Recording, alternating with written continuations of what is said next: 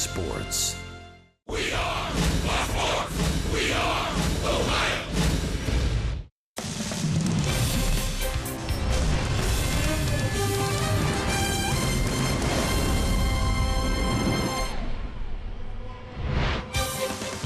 It's the final night road game of 2018. Game 3 of a 4-game set under the roof at Marlins Park.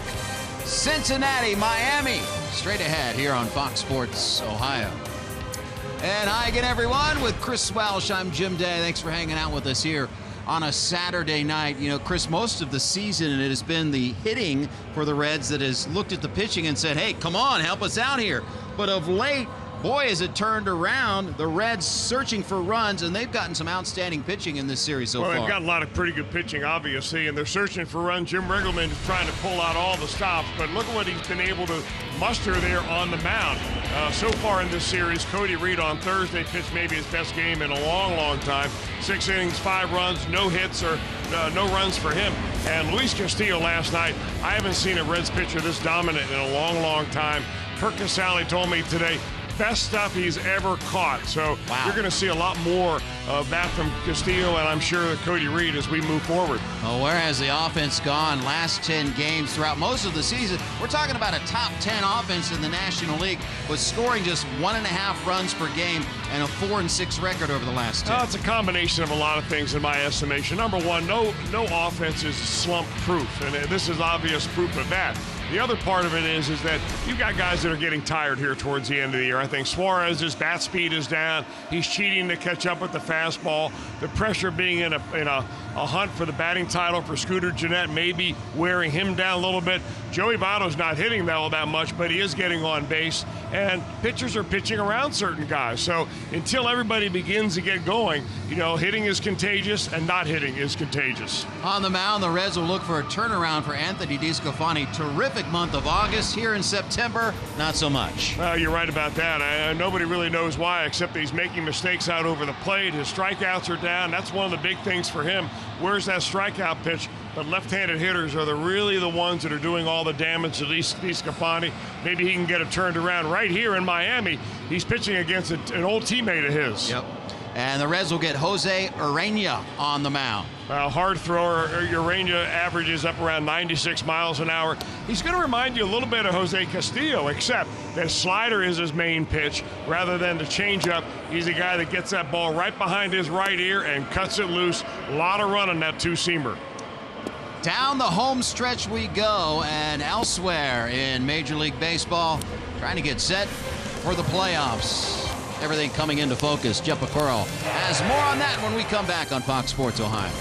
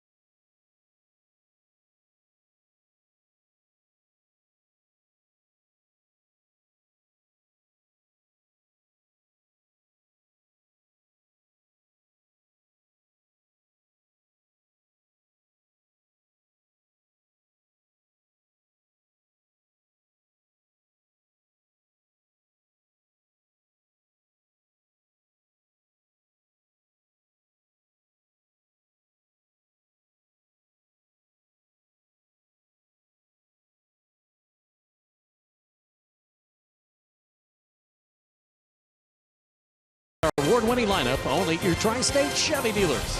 And by Skyline Chili. Feeling good? It's Skyline time. Well, the playoff pictures in the American League and the National League are starting to come into focus. Unfortunately, the Reds and the Marlins, well, they have no bearing in that race anymore. Well, let's take a look at the American League. Boston Red Sox, 105 wins this season, ties their franchise record. They need a win or an Astros loss, and they will clinch home field throughout the playoffs. So they or the Astros, and it'd probably be the Red Sox, would be the one team. Houston would be number 2. They clinched a playoff berth last night. And the Cleveland Indians clinched the American League Central. They'll be the 3 seed in the American League playoffs. And now it's time for a Built for Baseball, brought to you by T-Mobile. Well, thank you, Luis. And this is the Atlanta Braves. A chance to clinch the NL East with a win. Freddie Freeman, how good has the All-Star been? He puts them up 4-0 in the second inning with his 2 RBI single. The Braves hold on for a 5-3 win and their first division title since 2013. In the 2018 Atlanta Braves, the National League East champions. And remember, we used to see this every single year for I think it was 16 straight seasons. So here's our National League playoff picture. The Nationals were eliminated for the playoffs today when St. Louis won earlier. And you see the Braves have clinched. The Cubs have a 1.5 game lead over the Brewers. The Dodgers a 1.5 game lead over the Rockies. The real race is in the wild card. The Brewers lead the Cardinals by 2.5 games, and the Rockies are right there, 2 games back. So the Cardinals cannot falter as the Rockies are coming on strong. Lineups and the first pitch are coming up. The Reds look for victory number 2 in the series.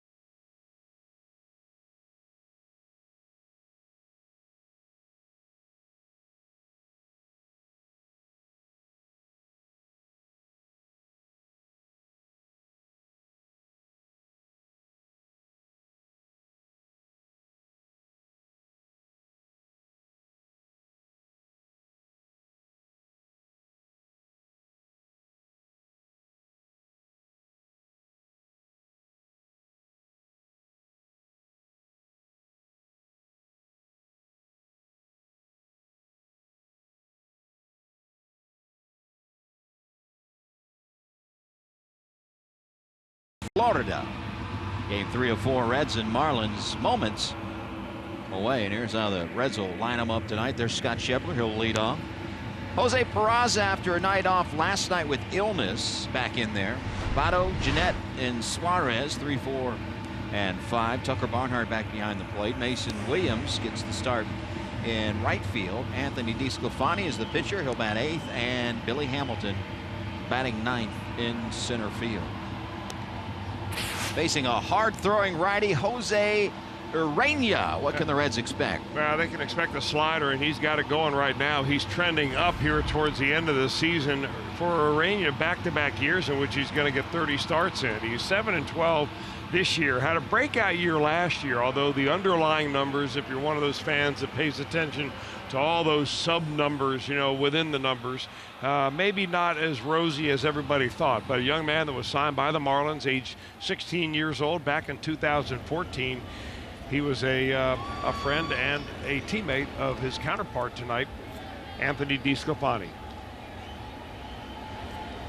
Scott Schebler about to step in. We are about ready to get it underway here on Fox Sports Ohio. Home plate umpire is the crew chief, Gary Cedarstrom. And Urania into his windup, and we are underway. Let's check out our AARP take on today. Scott Schebler taking on Jose Urania. 3 for 3, a walk, and Urania's hitting twice. He's hit just about everybody in the league twice, I think. He led the league in hit by pitches last year, batters hit, that is, and I think he's got 11 this year. 14 led it last year. 2 balls and a strike to Schebler, who's playing left field tonight. A little bit of a changeup in the outfield. Hitters count at 2-1. This one nearly hits the rafters, and it'll be played by Brenson, out number 1. Here's your 4 defensive lineup for the Marlins. Dean in left, Lewis Brinson in center, Sierra in right, left to right around the infield, Anderson, Rojas, Starlin Castro at second, Peter O'Brien the first baseman, and back behind the plate again, JT Realmuto. Didn't see Peraza at all last night. He was a late scratch from the game due to illness. Feeling better and back in there, and looks at one outside. Overall, Jose, 290 batter, 13 home runs, 56 RBIs, and a .328 on base percentage. He has hit safely in 13 of his last 15 appearances. In the heart of the plate to even the count at 1-1.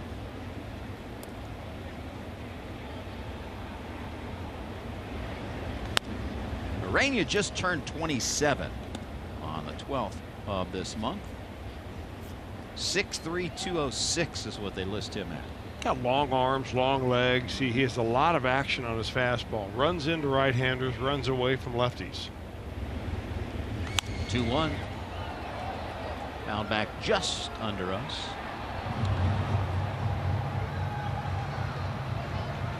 The month of September has been really his signature month so far in 2018. Earned run average leads the league. Right there at the top of the leaderboard, I should say. He's got kind of a funky delivery for a guy that's been around and pitched so long. You can see why he has occasional control problems. A little bit of a herky-jerky, kind of comes off the mound in a funny way.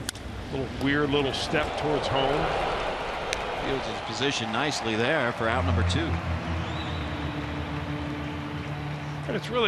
And it's really odd for me to see this from a young man that has been in this organization, since he has been 16 years old. I mean, so they've had plenty of time to try to smooth him out a little bit.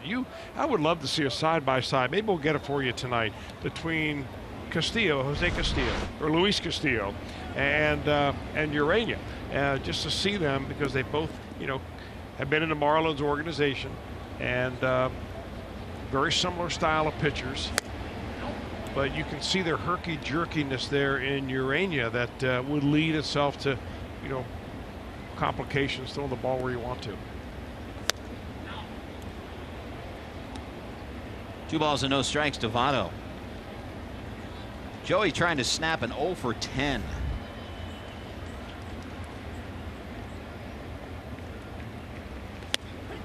Well, the one thing you cannot do when you're facing Jose Urania is bail out if you're a left-hander. You got to keep your front shoulder in, because you can see how that ball tails away from you. Got to stay on it and take it that way. Votto's pretty good at doing that. 3 balls and a strike to Joey. Not only 0 for 10, but last 5 appearances, 3 for his last 17 is Votto. Excuse me, swing, and the count's full.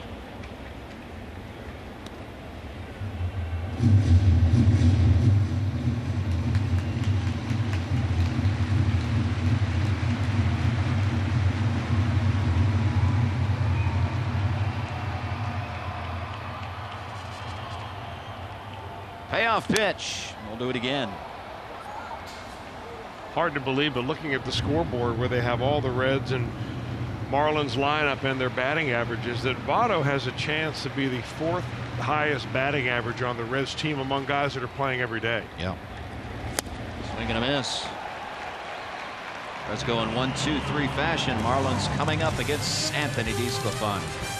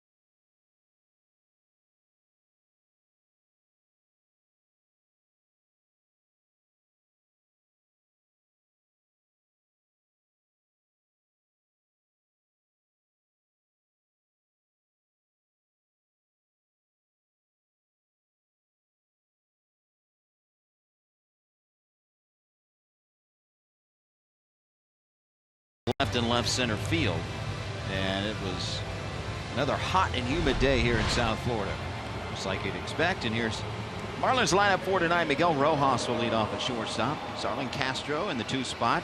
Real Muto will bat 3rd. Peter O'Brien in the cleanup spot. Anderson, Brinson, Austin Dean in left. Sierra in right, and the pitcher spot is the 9th spot. Jose Urena. And Anthony DeSclafani's had a tough way to go here in the month of September, looking for a turnaround. Yeah, last 3 starts, 13 earned runs, and he's trying to figure it out so that he can finish the season on a good note.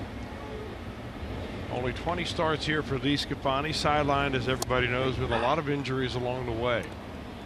Has to feel a little special, though, I imagine, for Anthony coming down and pitching in Marlins Park.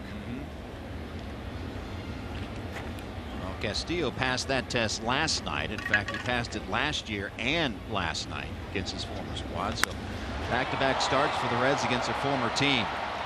Well hit ball, but a large outfield. Easy play for Hamilton, 1 out. Here's your 4 defensive lineup for the Reds, and Scott Schebler is out there in left tonight. Hamilton in center. Mason Williams gets the start in right.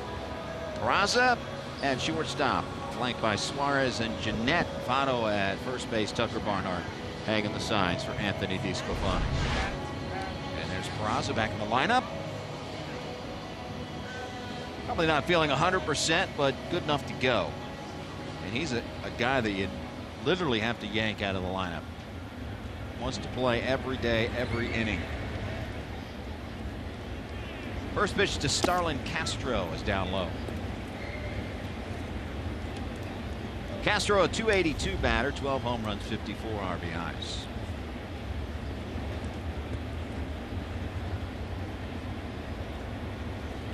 One-0.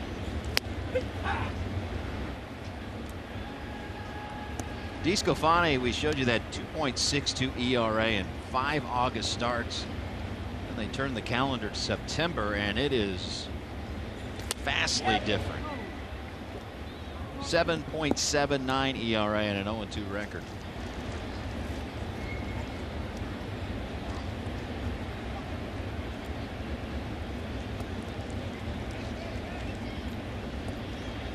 And has not gone deep in games either. Last 3 starts have spanned 4 innings, 4 2/3, and 5 innings last time out in Milwaukee. Well, he's had some bad luck along the way, but he's also given up the home run ball this year, and That has been a bugaboo for a number of the Red starting pitchers. DeSclafani no exception to that. Tied him up inside. Beauty of a pitch. Down goes Castro for out number 2. You know, if you're a starting pitcher, you got to think, man, I would just love to be able to get this start here tonight. You're pitching against the worst offense in the National League and one of the biggest ballparks in the National League. So Castillo took advantage of it last night. Cody Reed took advantage of it in the first game of this 4-game series. And DeSclafani's got to be thinking, you know, I'm chomping at the bit to get out there tonight.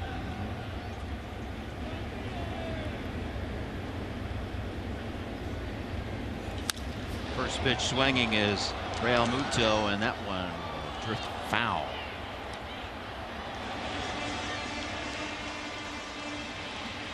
Just a long strike. 20th start of the season for DeSclafani. His 3rd career start versus his former team. But hasn't started against the Marlins since 2016.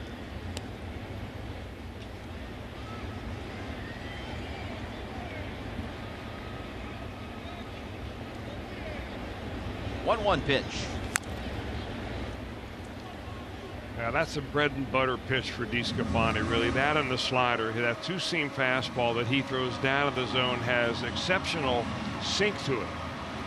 But you can't start it at the waist. Has to start it down around the knees and let it work its action from there.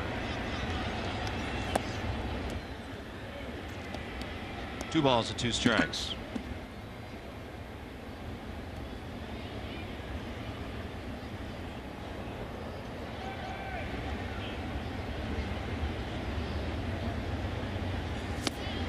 Got him. Back-to-back punch outs for DeSclafani. Both pitchers 3 up, 3 down innings in inning number 1.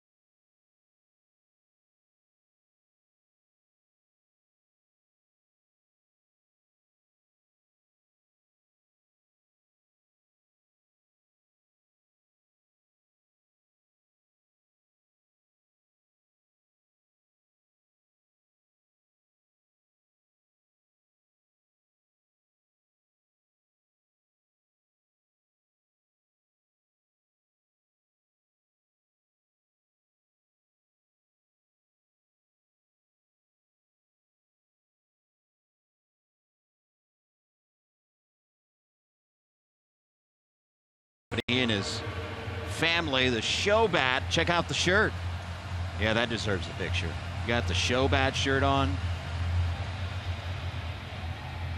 Makes his off-season home in Sarasota up the road, and he's our focus of our IGS Bringing the Energy. Most hits by National League second baseman Jeanette, ahead of Albies and Castro, and still trying to chase down that National League batting crown, although going to be an uphill battle now as Christian Yelich continues his hot hitting. A little better matchup here tonight for Scooter than it was last night with Wei-In Chen, the left-hander, on the mound. Lazy fly ball to left, 1 out.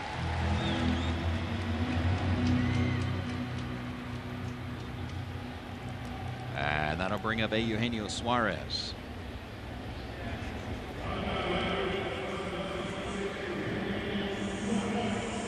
I wonder if Scooter Gennett maybe have shot a call off to Pete Rose to talk to Rose what it's like mentally to be in a batting race towards the end of the season. How do you stay focused on the pitcher and the pitches rather than the what if? What if I go 0 for 4? What if I go, 3 for 4? You have to stay focused on the what, which is, see the ball, hit the ball. Yep. Tough thing to do. And Pete, the last Red to do it, 1973. This time a Red won a batting title.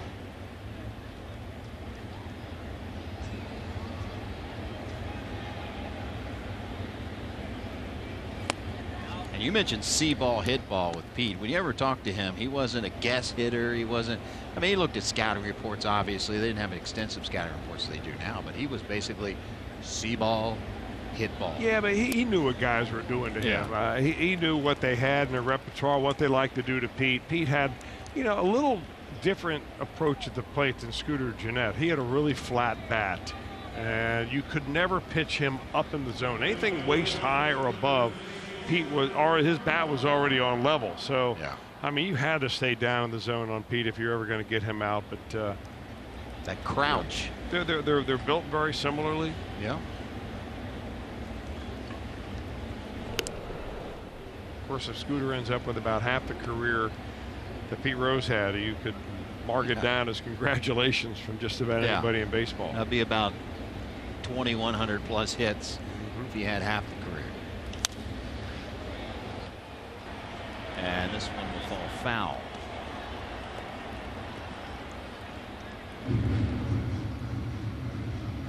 Tucker Barnhart has struggled mightily at the plate along with the rest of this Reds team. Average down to 243. One for his last 21 is Tucker.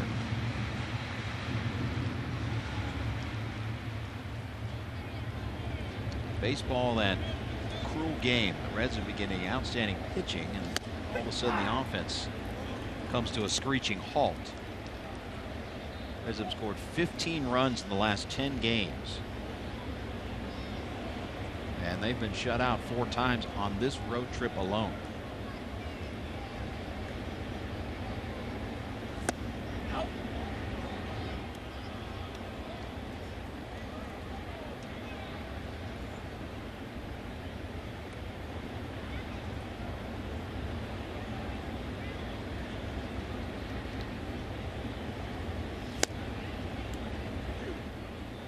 Two and two to Barnhart.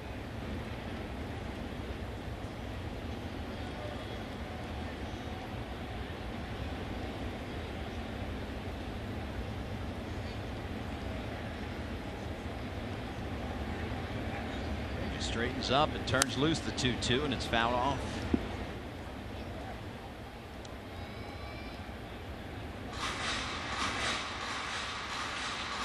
Urania will throw both the slider and the changeup. He's got slider and curveball, but really not all that many curves. But this changeup that he throws is not quite as effective as Luis Castillo's because it's not as slow as Castillo's. He'll throw his fastball anywhere from 94 to 96, and that changeup is around 87 miles an hour. Castillo's is down around 83, 84 range, and that extra few miles per hour gives the hitter a lot more to adjust to. What a night he had last night.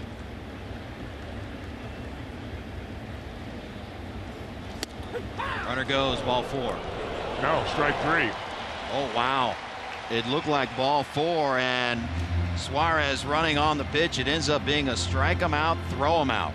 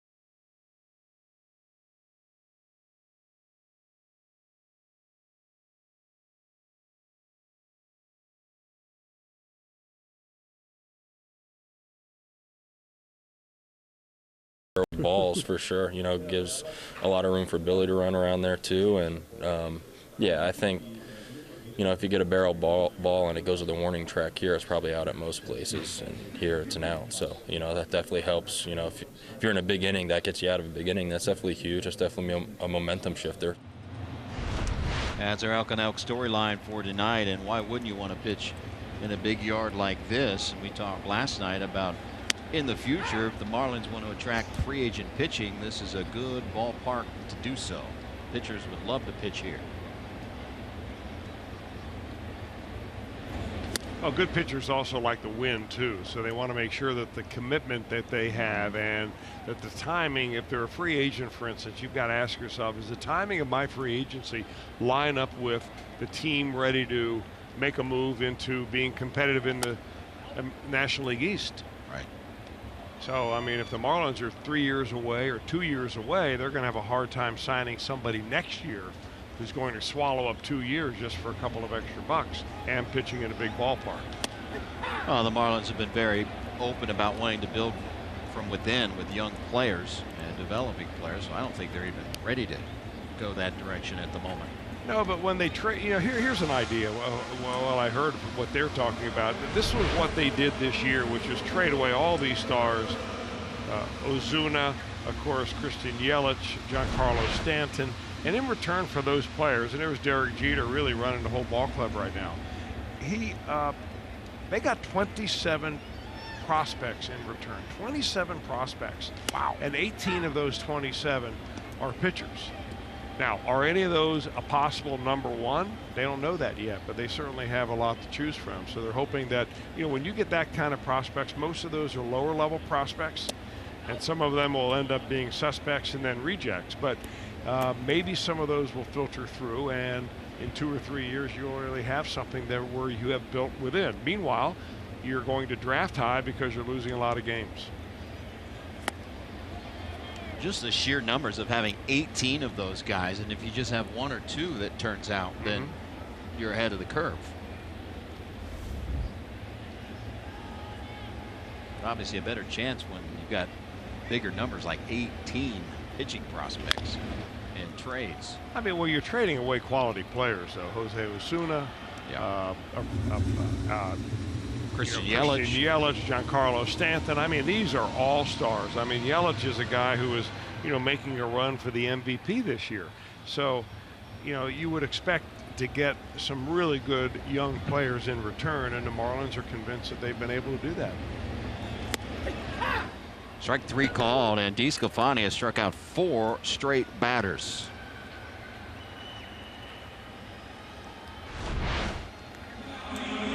Well, the last 2 he struck out with that fastball that has just been backing up very nicely for him. That's a very hard pitch to throw. That front door fastball, if it's a left-hander, the back door fastball, if it's a right-hander.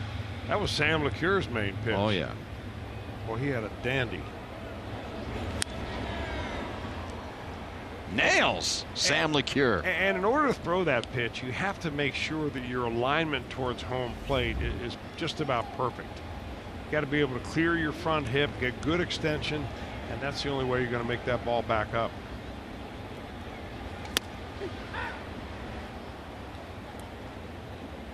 Quickly ahead 0-2 on Lewis Brinson.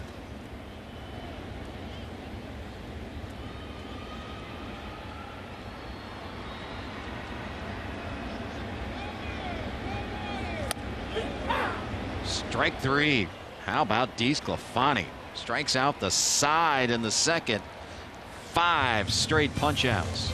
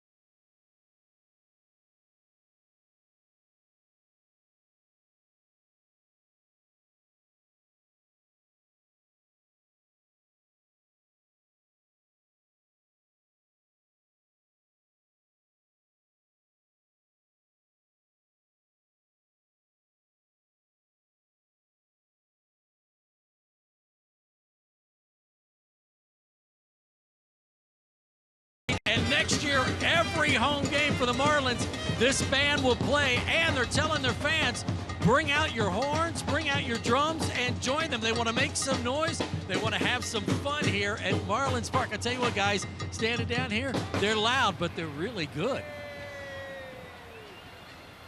Loud and proud, and before the game on the Jumbotron, those guys marched from outside the stadium, clear inside the stadium, down the concourse, and drawing a lot of attention. South Florida style. Hey, I know a guy in Cleveland who plays the drum. Maybe he would like to audition. Who would that be? The big guy out in left field bleachers. Yes. His name escapes me. But I think you've done a couple of pieces on him, and I have that sat big out there. kettle drum. In fact, the hotel that we're staying in sounds like he's playing at the pool every day, all day and night. Yeah, let me tell you, folks, it's a different experience when you say downtown Miami. Don't look for sleep until about 2 and there's no sleep in it. Rainey has to hurry and retires DeSclafani. 2 outs.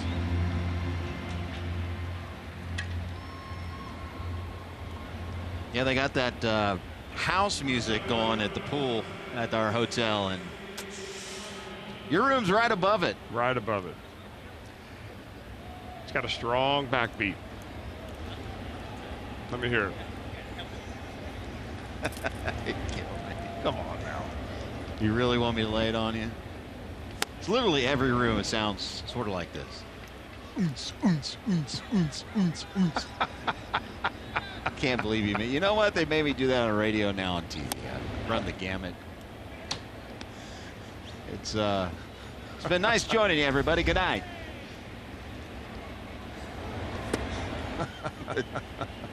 It's basically the same beat over and over.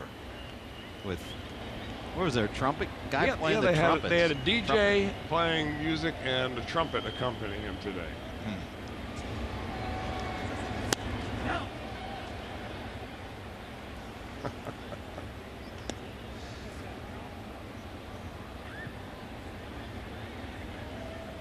So you didn't make it out to the pool, is what we're saying? I didn't have to.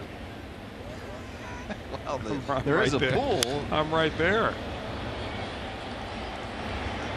This is Dean giving chase, and he'll grab it in foul territory.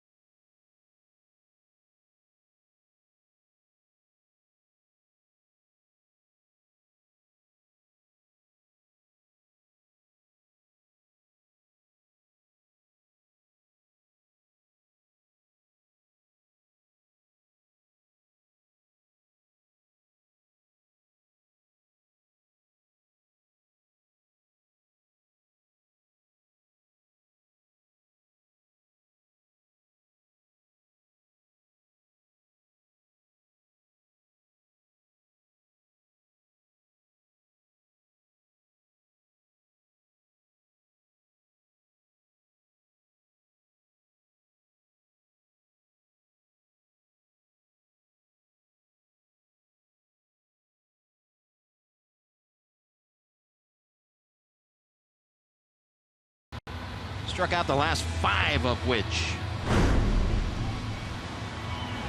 And the last three, all the last inning, have come on by way of looking right there. Gary Cedarstrom may need to ice that right elbow down a little bit after this game's over. A liberal strike zone for Gary. Well, a message out to all the hitters. Yeah. It's time to swing the bat. Yep. Been consistent, so through 2.5. See if the hitters adjust. I would love to see them expand the strike zone in general. Just a little bit. You know, I still think that even if you expand the strike zone, you're still going to have pitchers pick away on the corners and just missing. I'm not so sure that it'll help anybody but those pitchers with bad control. 1-1. Scooter goes and gets it. Out number 1.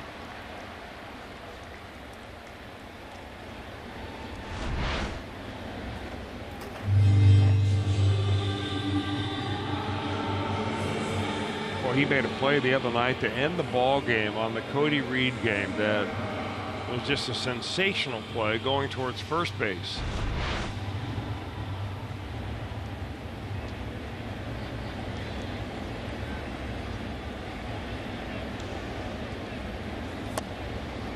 There it is. A dandy. Well, when you combine this kind of effort with the timing of it, which was the 27th out of a ball game, well, that's what made it so sensational. The guy's an exciting player. I mean, he comes to play every day, every inning of every game. Well, the tying runs were on. It was first and second in a 4-2 game.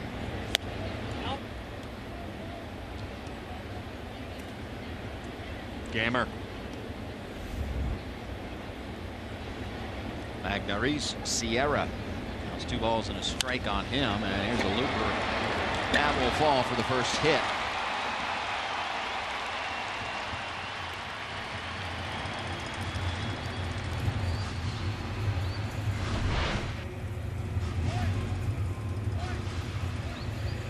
Little flip job right over the shortstop's head, and that's really, you know, watching him take batting practice, this is the kind of style that he brings to the table with him. Not a big guy, not going to drive the ball into the gap, hit a lot of home runs, put the bat on the ball. He can run a little bit. Watch him.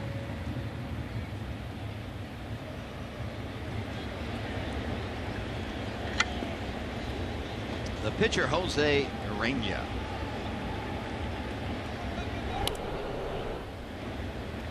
A mandatory throw over so that they find out if Urena showed the bunt. He did not.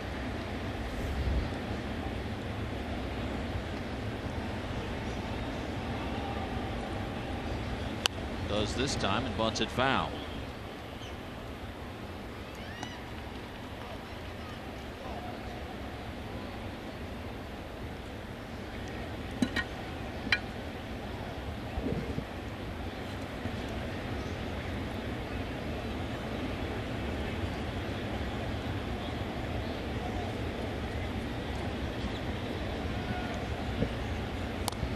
And again pushes it foul. Well, he's giving him 2 pitches to bunt right here. Now you've got to go for the strikeout. There's just no way you should allow him to be able to get a bunt down and advance that runner.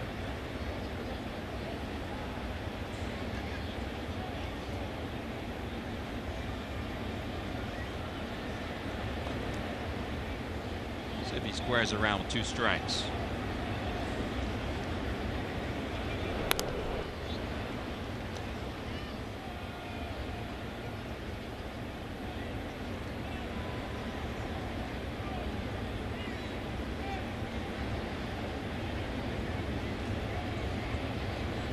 And he will.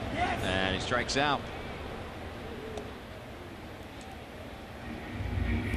2 outs.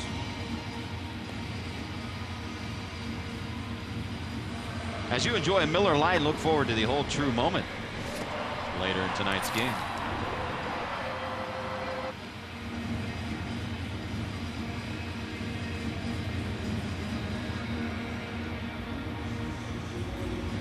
And leadoff batter Miguel Rojas. Flight out to center field his first time up.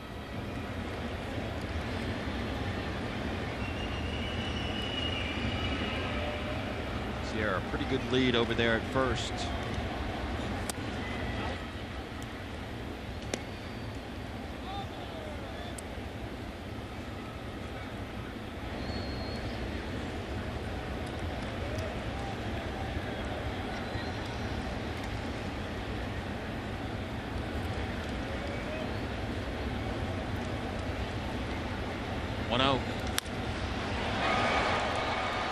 Easy play for Schebler.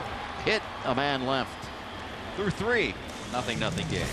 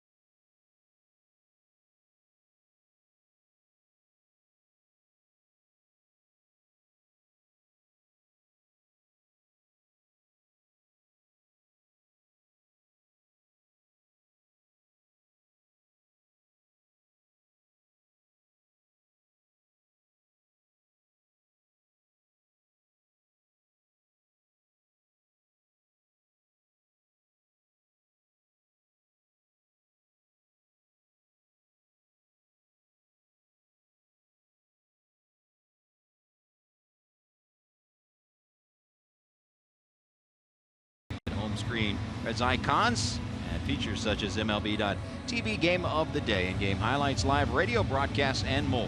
Plus, now you can stream Reds games with the Fox Sports Go app, and you can do it through the MLB At Bat app.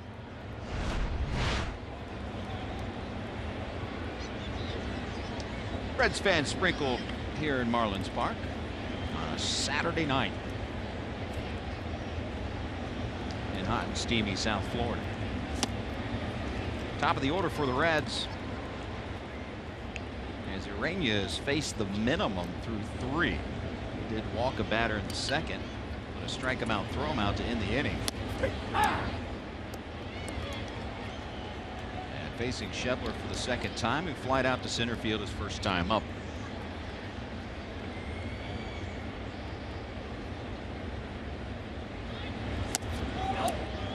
Just inside. Urania thought he had him. 1-2.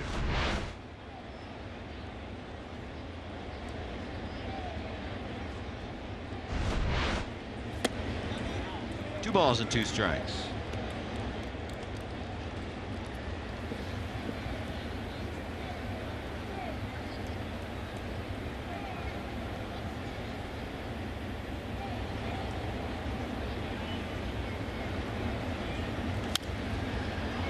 Count will hold right there.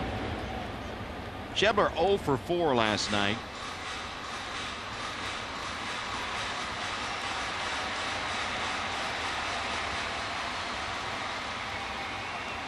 Actually, looking back on Friday, he was scratched at 1 for 4. Did not appear in last night's game against the lefty Wei-In Chen. What a pitching duel that turned out to be. Chen 7 scoreless innings. Castillo 8 1/3 scoreless.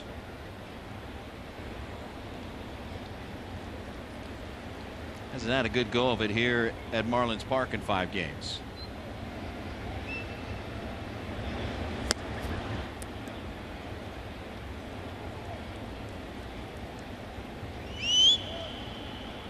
Schebler works the count to 3-2. payoff. Anderson called off by Rojas. 1 out. Looks like that Urania can add a little zip when he needs to on that fastball there. He needed to throw a strike. He wanted to go up the ladder a little bit to Chevrolet, who's a good high fastball hitter, but just a little extra action on that pitch got him to swing under it a little bit and pop him up. And here's Jose Peraza.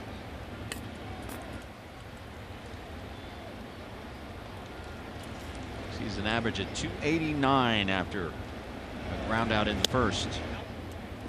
175 hits, second all-time single season for a shortstop. Yeah, behind Scooter Gennett this year, the second highest batting average on this ball club. Who would have ever thought that coming out of Goodyear? Yep. Hit him with a changeup.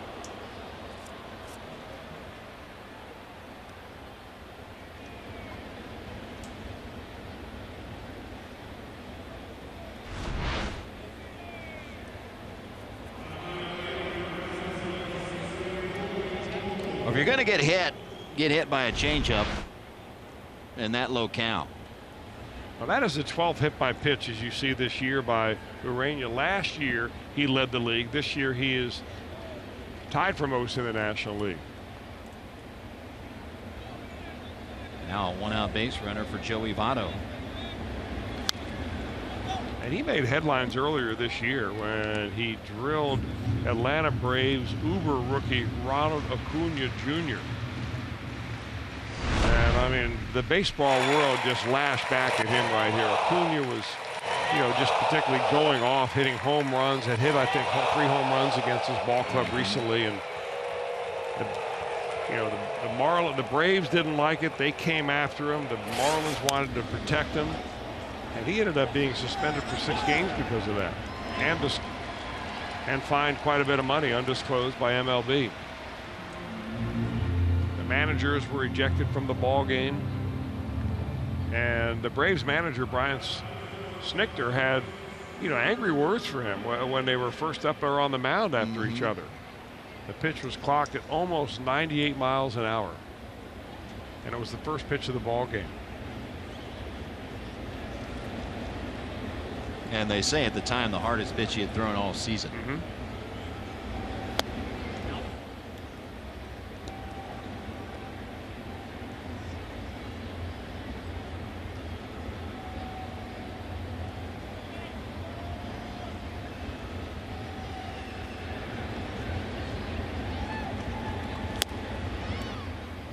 So through the appeal process for Major League Baseball, he was able to get his suspension reduced, and just a few days later ended up pitching against the Washington Nationals and pitched a complete game shutout.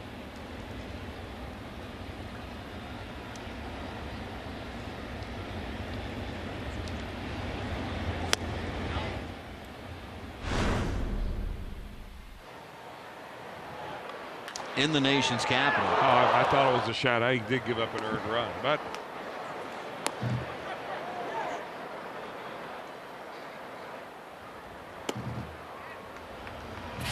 well, he's got the ability to really get it together and dominate, as you can tell, and not afraid to pitch inside.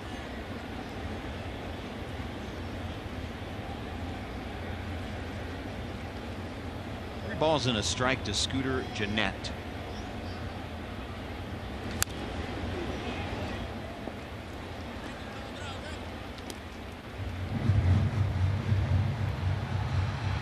Tale of 2 games for Scooter Gennett. Game 1 of this series drove in all 4 runs. Outstanding defensive play to end it. Here last night, 0 for 4, 3 strikeouts. 0 for 1 so far tonight. And now we'll stare down a 3-2 pitch from Urania. And that'll be a base hit. Peraza's on his way to third base. Aggressive base running. Throw comes into second. And Scooter Gennett gets back on the beam with the base hit. Well, when all else fails, take the pitch the other way. This ball's going to run away from him. He knows that about Acuna. I mean, not Acuna. Oh, I'll get it together here. Urania. and slices it into the left field.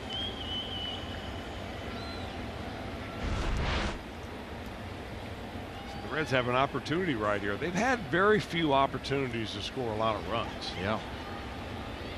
But they have one right here with a guy that has driven in a whole bundle of them here so far this year. 101 on the season. Mile high in the air.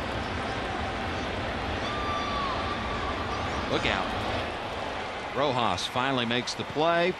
Now the Reds strand to middle of the fourth. Scoreless in Miami.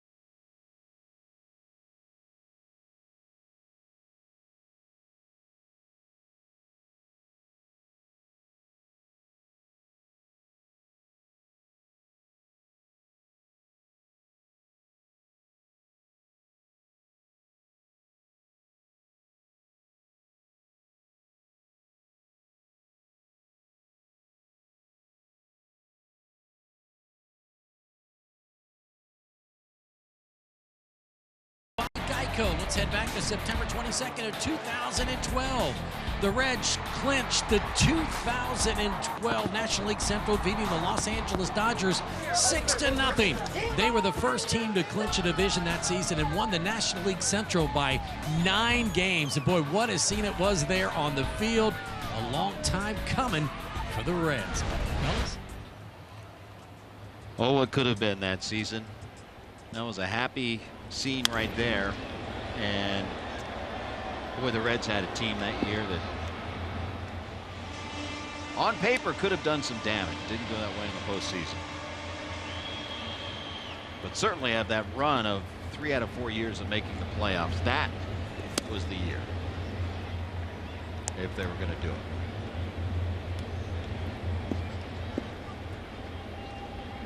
2, 3, and 4 versus DeSclafani here in the fourth. The first 3, DeSclafani threw exactly 12 pitches in each of the first 3 innings. Tell you what, he is dialing it up right on the edges of the strike zone. This is about a perfect pitch right here. You see where Tucker Barnhart is just set up out there on the outer part of the plate. It looks like it's going to be off the dish, and that's how much movement he has. 7 strikeouts for DeSclafani.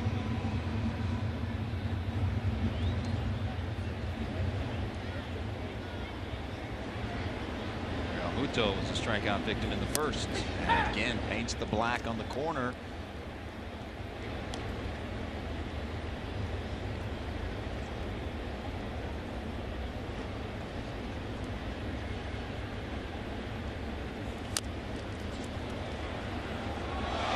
And misplays the ball off the bat of Real Muto. About as simple of a play as you'll ever get. Well, embarrassing is really the only way. The only thing you feel out there right now as a pitcher is, oh man, did I really do that? And did I do that in front of all these people here?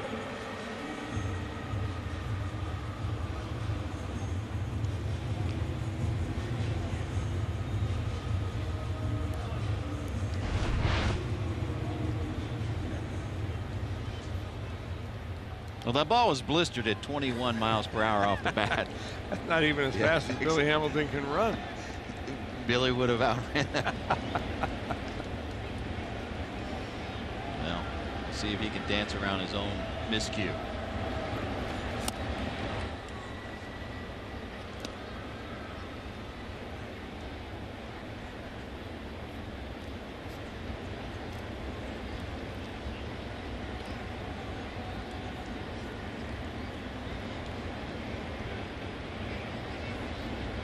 One to Peter O'Brien.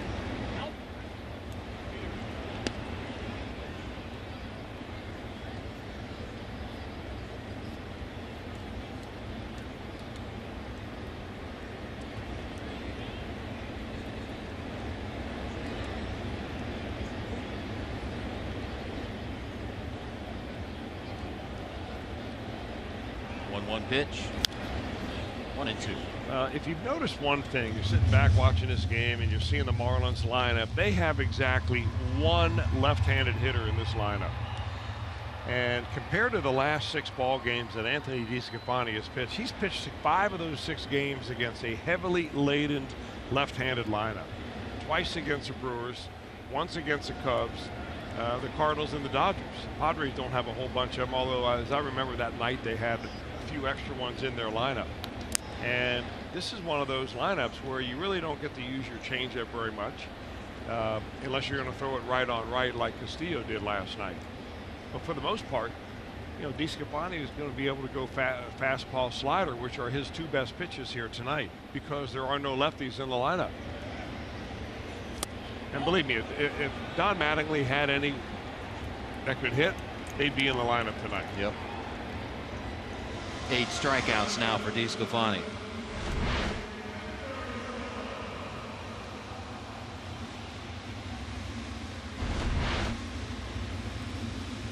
Ben May, at first base umpire, rings up O'Brien, and here's Brian Anderson.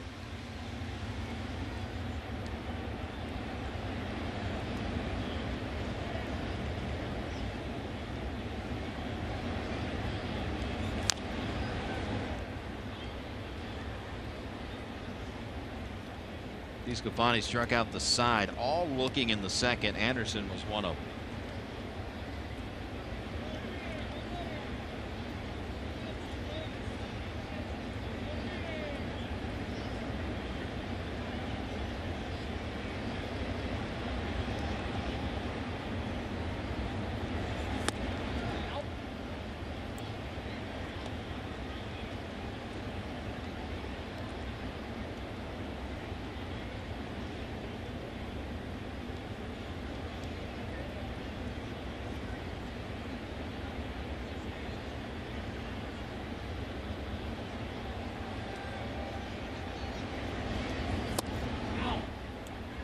Two balls and a strike.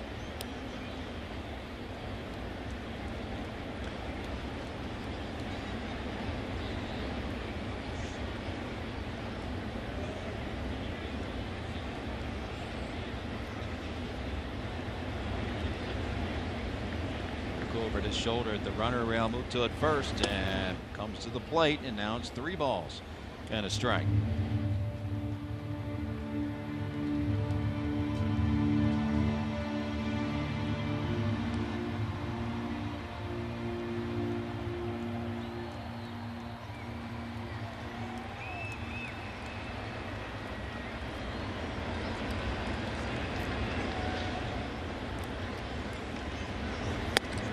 High, and he walked him.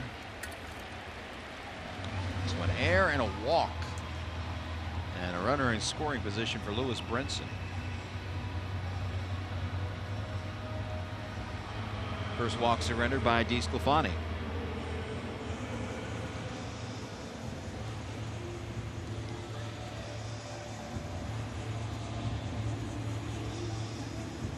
.198 hitter Brinson is, but dangerous. Ball really jumps off his bat when he connects it to the barrel.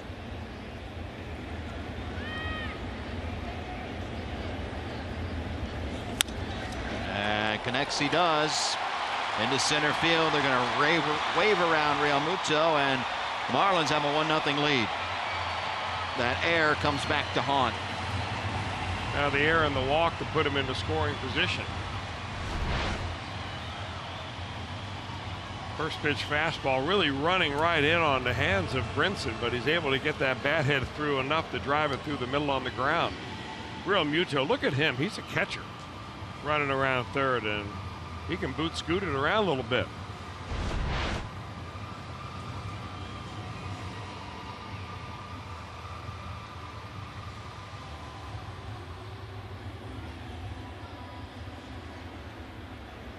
And now still a runner in scoring position for Austin Dean.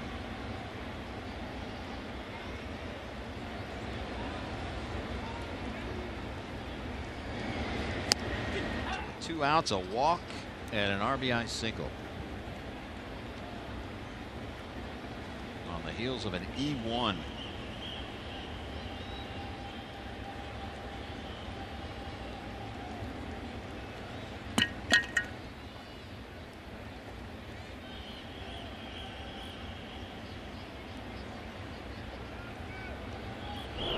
Look out, threw it into center field. Hamilton there to back it up, and no throw.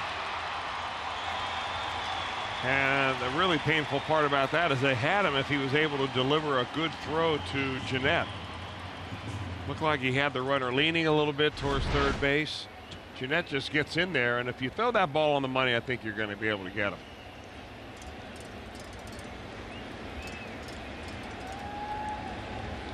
Second error of the inning on DeSclafani.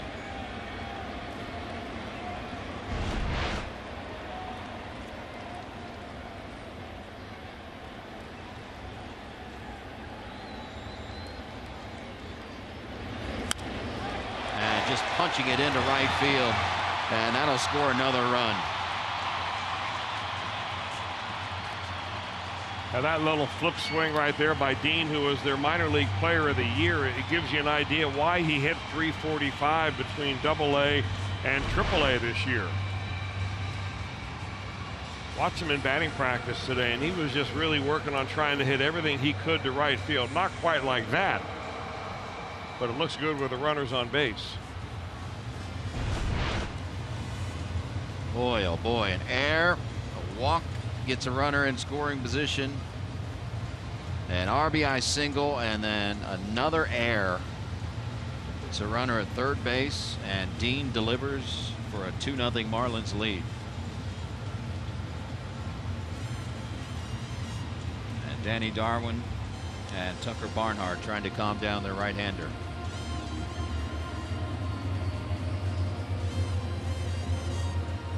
You're hoping the 2 runs don't hold up here. So if you're Danny Darwin, you're giving him something positive to work on right here. Get out of the inning right here. Let's get your defense in for a little bit of a rest. Maybe they can get a little rally going on. But damage control is what it's all about right here. Really have to leave that runner at third right there where he is. Magnari's Sierra at the plate.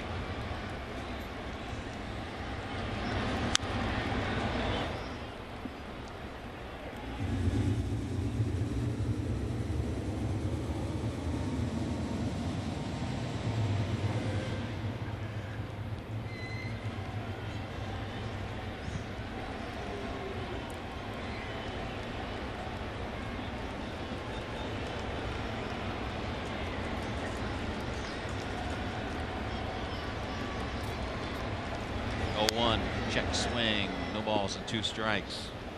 Now the Reds have made an adjustment defensively with Sierra at the plate. They brought the left fielder in way in here with Scott Shebler playing left field. They want to make sure he doesn't flip one into left field again like he did the first time he came up.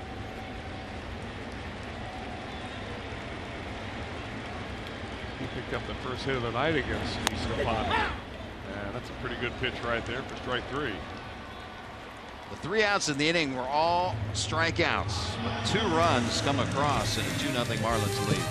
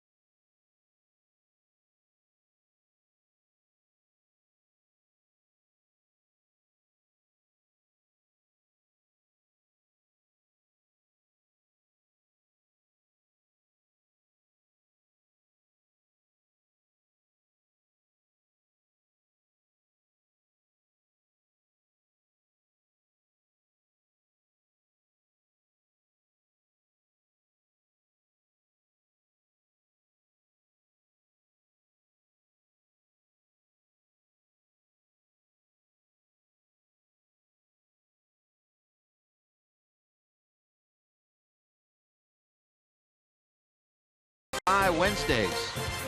By your local Ford dealer, Ford Go Further. And by Cincinnati Children's, now ranked number 2 in the nation by U.S. News and World Report.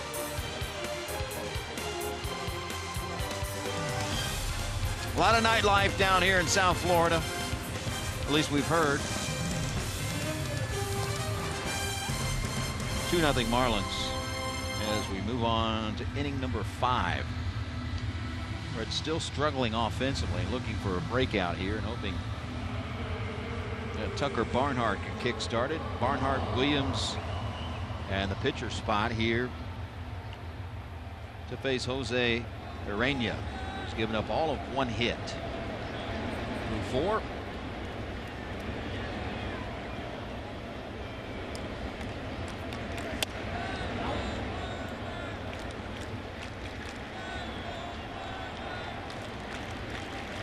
Urena, the leader for the Marlins. A game started, innings pitched. Nice play by Castro, and Urena at the other end. Dandy of a play.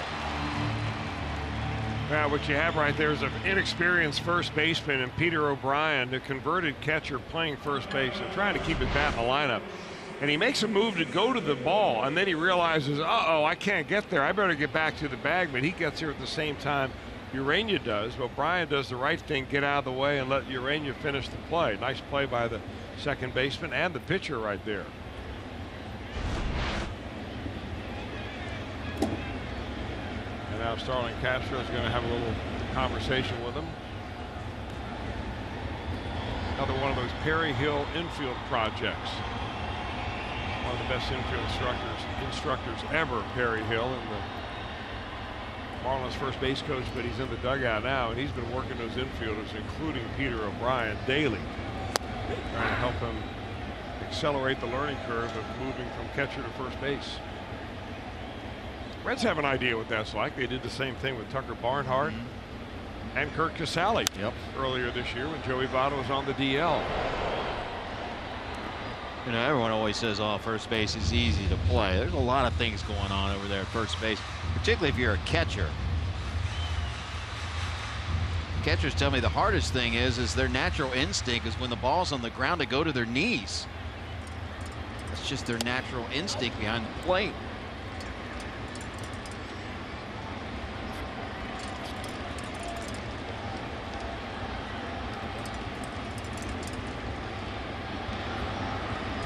Two to Mason Williams. Anderson over to O'Brien, 2 outs.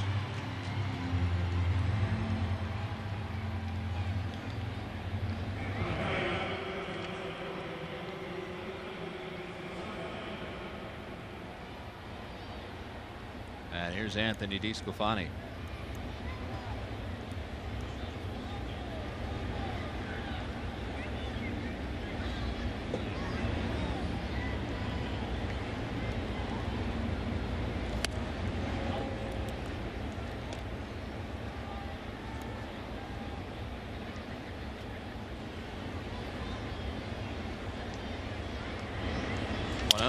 Broken bat, floater into right.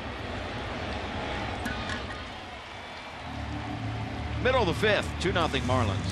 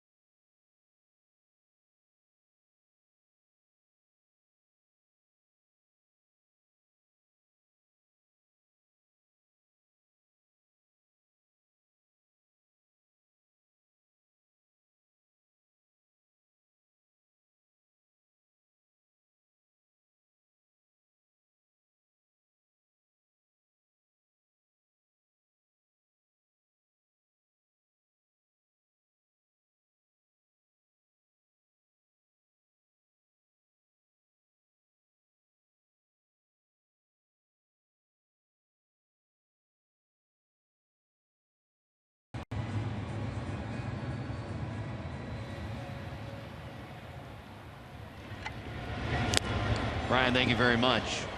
Just 1.5 games separate those two teams. And Milwaukee and Pittsburgh again tonight, trailing 2-0 into the fourth. Milwaukee had quite the comeback last night after a lengthy rain delay in Pittsburgh. They put together a 6-run rally in the 6th and did it via the long ball for an 8-3 victory of the Pirates to pull within a game and a half of the division leading Cubs.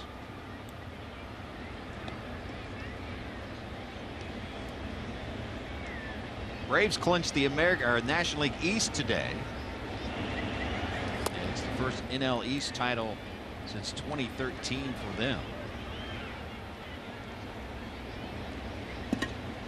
Cardinals won in 10 innings. Tyler O'Neill nearly undressed after a walk-off home run. They beat San Francisco 5-4 in 10 innings. Yeah, of course, O'Neill is the son of a body. He's from Canada, and his father is a bodybuilding champion in Canada. And his teammates thought it would be funny, you know, to show off his muscles, and they literally ripped his uniform and his undershirt off his body. And there he is on the field celebrating, shirtless, and boy, he was showing off some serious bod. I mean, whoa. Better him than me.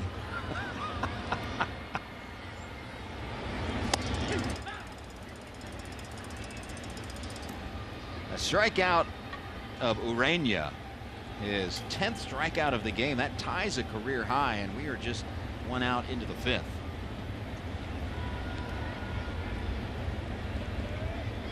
But trailing 2-0 is DeSclafani. Soft liner to Peraza, 2 outs.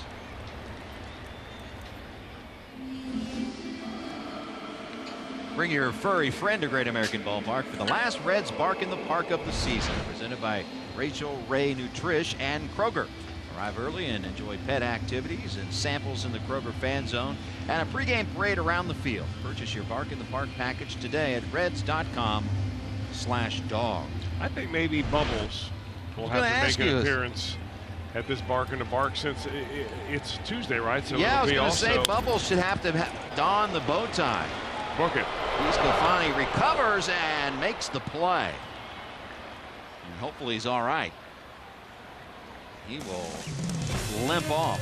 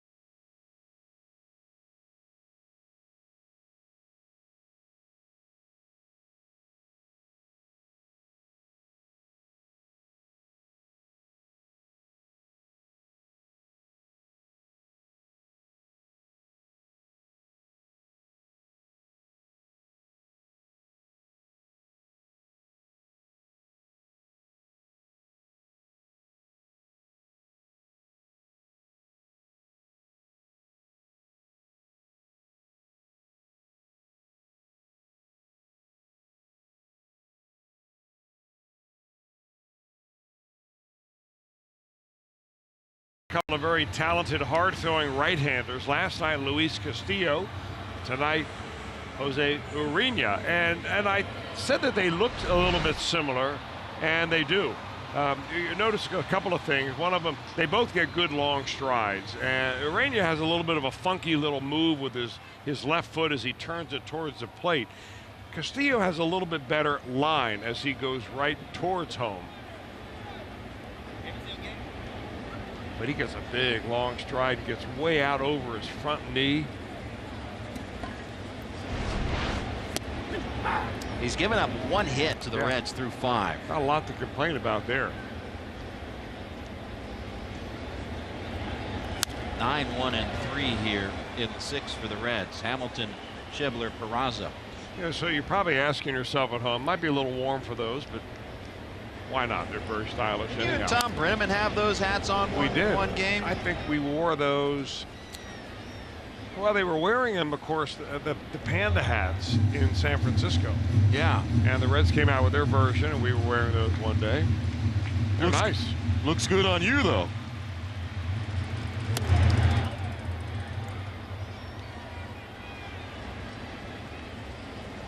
Love it.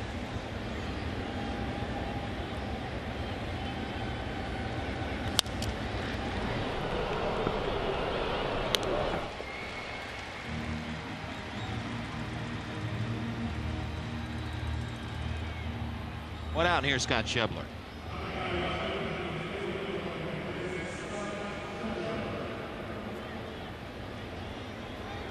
Schebler 0 for 2, a fly out and a pop out.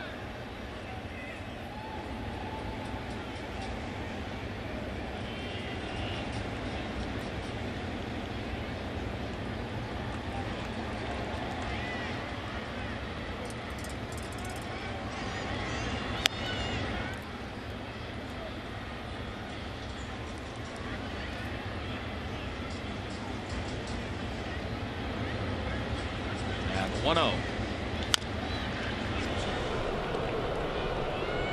Ground out to Castro and quick 2 outs. Follow Fox Sports Ohio on Twitter to relive and share great moments, game updates, and hear from players before and after games. Follow along at Fox Sports OH on Twitter.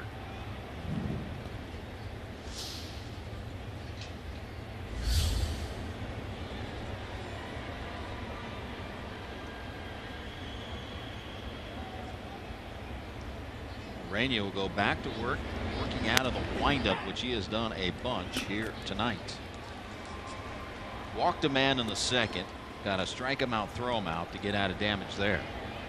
Hit a batter and gave up his only hit in the 4th, stranded 2.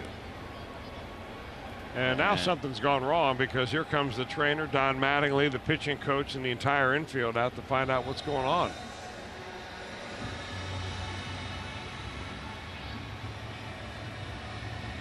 Let's take a look at the last pitch and see if we see anything.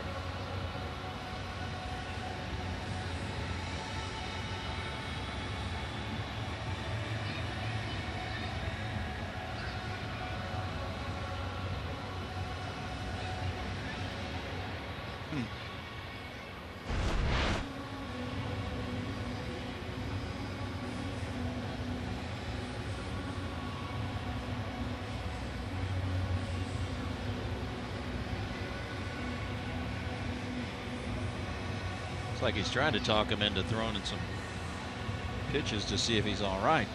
Although he's going to have to talk Mattingly and the trainer into that. Real Muto's back behind the plate. Juan Nieves is the pitching coach. Gary Cederstrom, is he as bad as old school as they get right there with that, that mask on top of his head?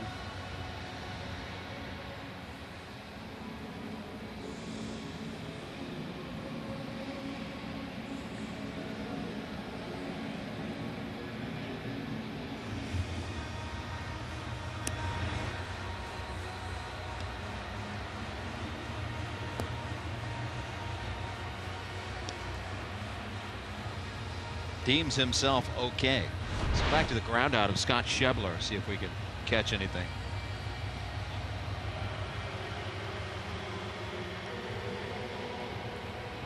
A little hitch in the giddy up as he went towards first base. One pitch to Peraza, and it's 1-1.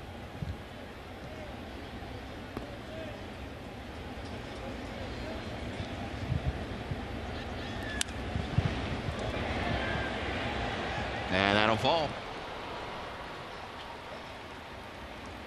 2-out base hit for Peraza.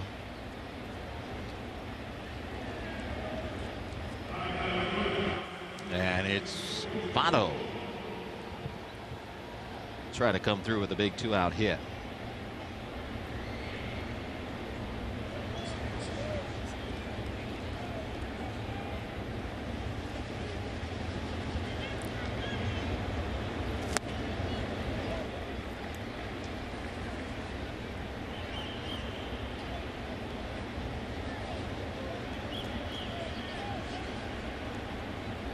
Strikeout, fly out for Votto so far, as Ureña's had his way.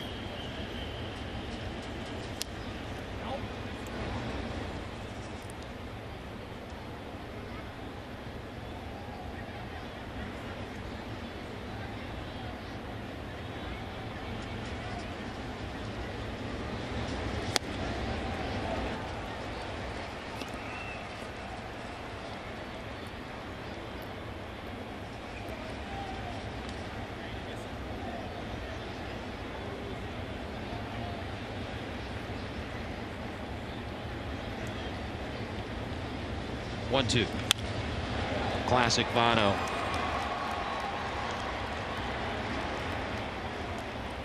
Back-to-back singles off of Ureña. Red's trying to get something going here with 2 outs in the 6th. Just a solid base hit right there. Elevated, couple of strikes on him, shortened up, trying to take what the pitcher gives him, and when you lay it up there high like that, chances are he's going to barrel it.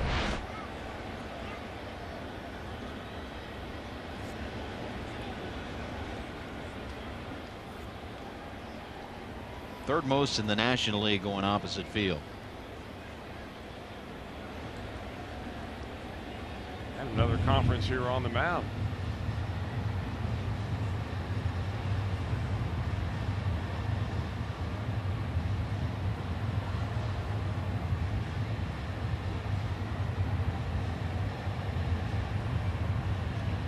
And here comes Mattingly again. Out and he's going to make a call to his bullpen. Yeah. Now, will this be granted injury time, or is this a straight? Well, he's making a pitching change, so it doesn't matter.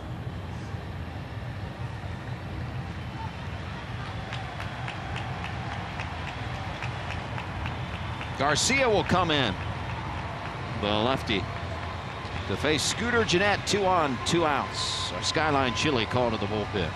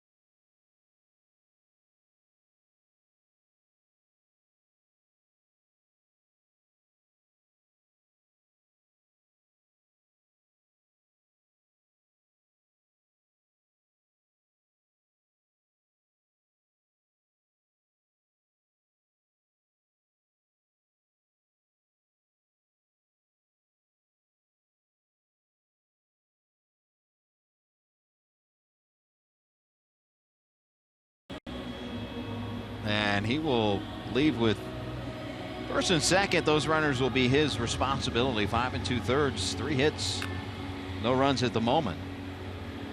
And he will give way to Harleen Garcia. Lefty will face Scooter Gennett.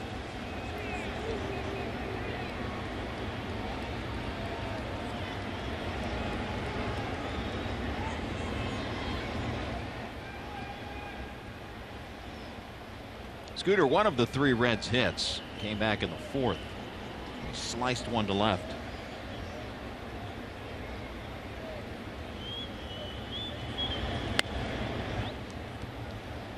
Now, Garcia got a start earlier this year. In fact, he's had 6 starts overall, for 6 or 7 for the Marlins. I'm not sure if Mattingly's going to use him just to try to get out of this inning with a left-hander up or not. He's got more action in that bullpen.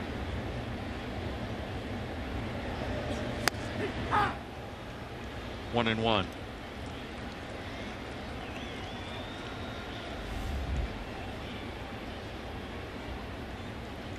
Nick Whitgren, righty, warming up for the Marlins.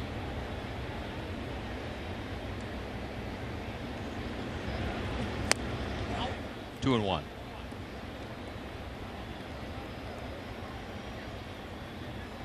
Scooter batting average sitting at .317. Christian Yelich 0 for 1 so far tonight, .319.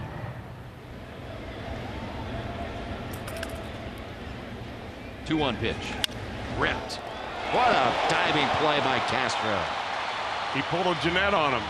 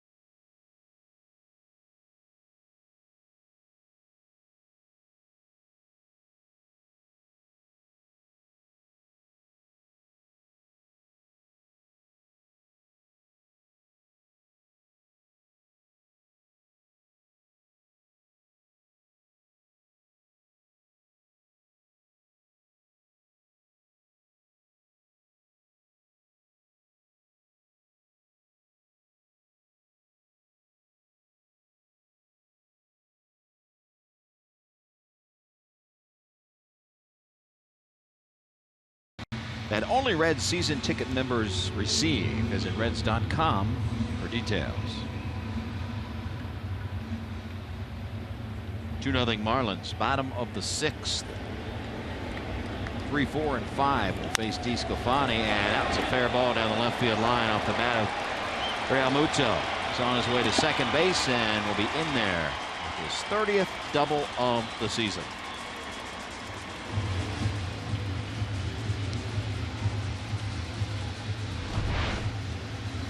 Like DeSclafani was trying to go inside right there, just elevated it. Real Muto is a very good high ball hitter. Got a quick bat, ball goes right over the third base bag.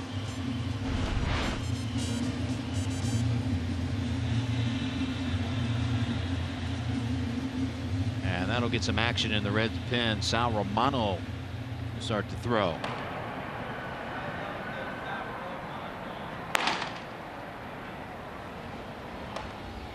On second, nobody out. Peter O'Brien at the plate.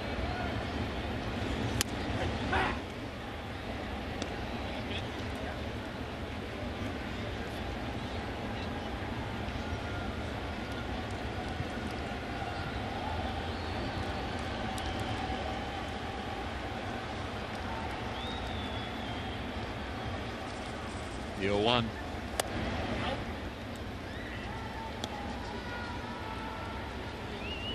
O'Brien is 28 years old, which is but they feel like he's a guy that can just now kind of coming into his own as a hitter. Been around a few different organizations, originally drafted by the Yankees, made his major league debut and played cups of coffee years in 2015 and 16 with the Arizona Diamondbacks. Local product right here from Hialeah, suburb of Miami, went to the University of Miami, played for the Hurricanes.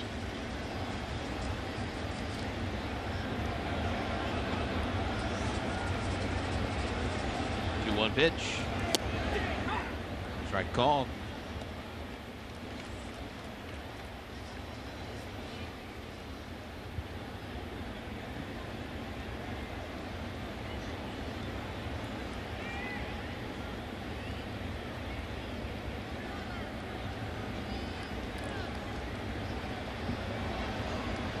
Two.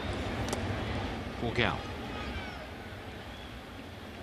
Nice pick right there by Tucker Barnard, man. A confident pick.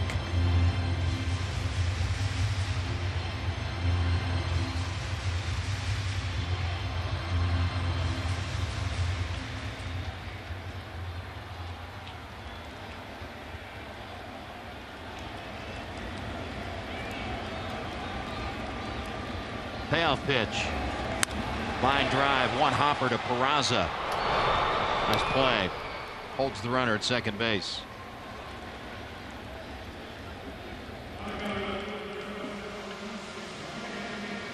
All right, we got this big old bet going on between the Cowboy Jeff Brantley and our own Jeff Pecoro.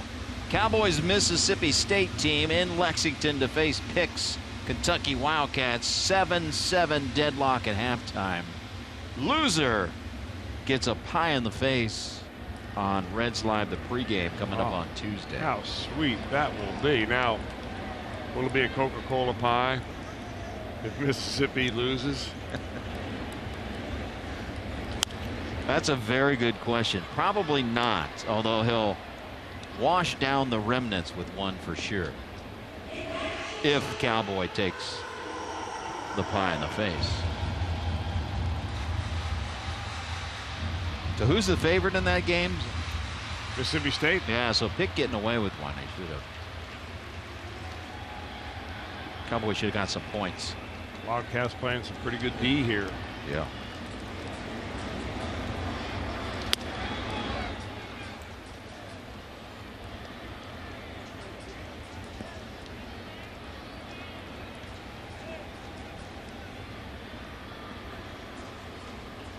I'll have to host the post game on that night, so I hope they clean up the mess by the time I get there. That'll be fun stuff, though. Peraza, not this time. And here comes Realmuto to the plate. 3-0 Marlins. Boy, the irony of that particular play is that Peraza made a nice play to get his glove on the ball, but by doing so, he slowed the ball down so much in left field that by the time Schebler got it, they had no play at the plate. Look how he smothers it, and just otherwise that ball is going to go on one hop to Scott Schebler, and they're going to hold up the runner. Yep.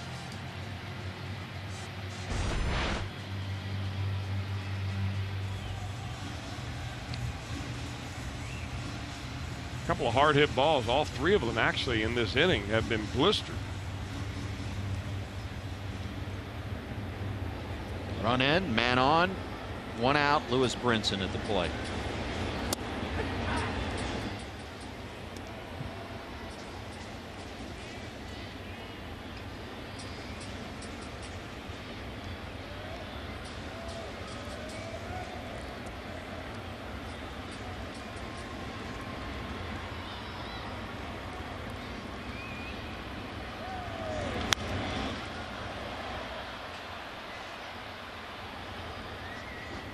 No balls and 2 strikes to Brinson.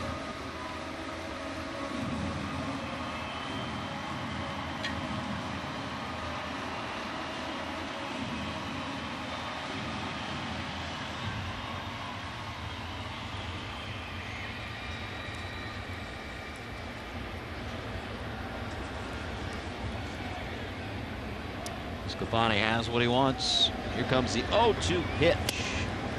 Cool. Just misses outside. That was a strike earlier in the game.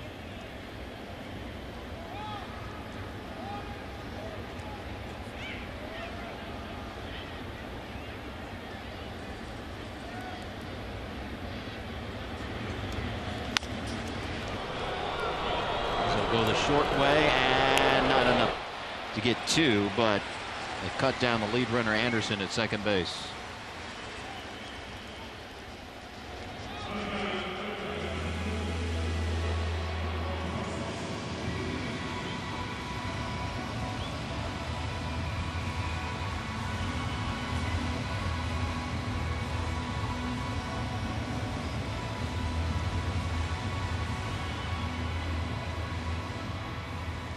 And the 2-out batters, Austin Dean.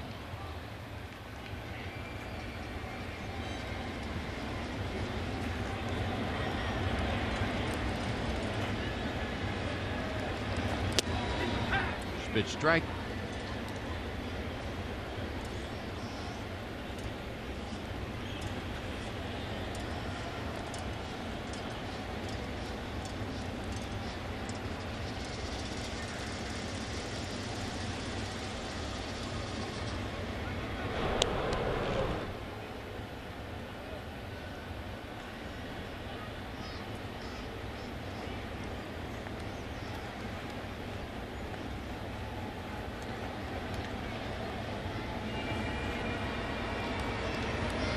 One pitch. Hit well left field. Schebler going back and looking up. It's gone.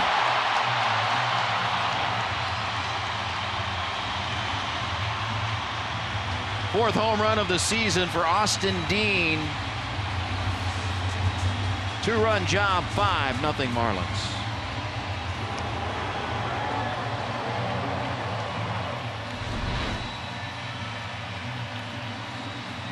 Well, a breaking ball, but it hangs over the center of the plate right there. And Dean, as you remember, is a guy that was just awarded last night on the field, along with another of other Marlin minor leaguers, Players of the Year in the minor leagues, and he is the prize of all of them.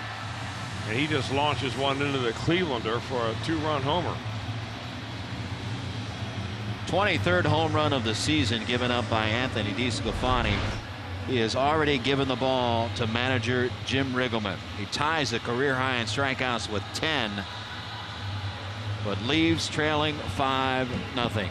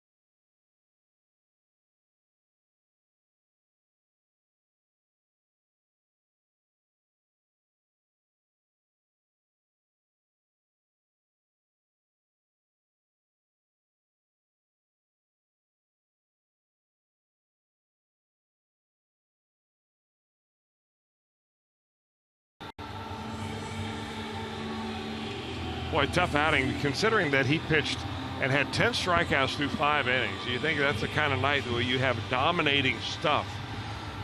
You've got to be able to figure out a way to take that dominating stuff and take your ball club deeper into the game with it. just things kind of fell apart right there, all capped off by a hanging breaking ball to a rookie right-hander that launched it. Now here is Amir Garrett.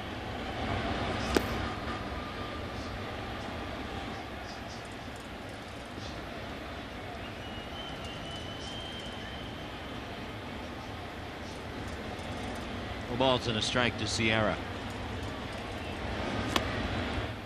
The way that Jim Riggleman and Danny Darwin have been using Garrett here in the last month, very interesting. Really, every one of his appearances, and he's pitched 4 times previous to tonight in the month of September, have been for fewer than 1 full inning. Usually to come in and get 1 left-hander out. We talked a lot about his matchup with Anthony Rizzo several times so far this year. That'll happen over and over again as the years roll out.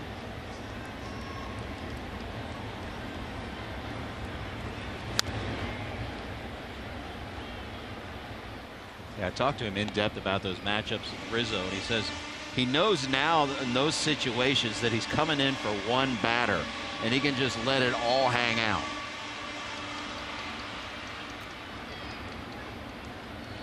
Well, he's done a good job in those particular matchups.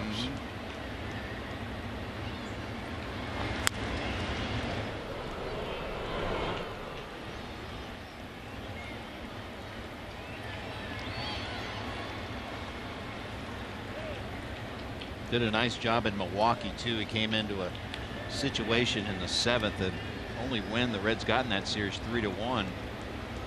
Runner on and facing Mike Moustakas and induced Moustakas to ground into a double play in the only batter he faced. Lefty-lefty matchup.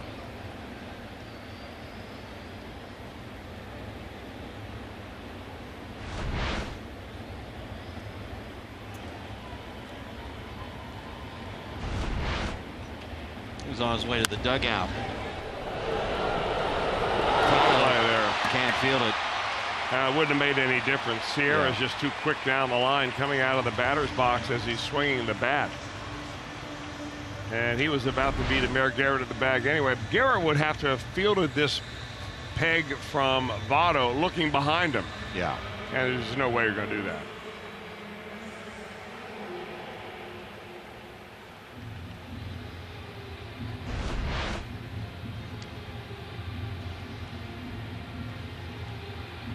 And Amir Garrett will face only 1 batter here. Comes Riggleman again. Sal Romano has continued to warm up in the pen. And here comes Sal.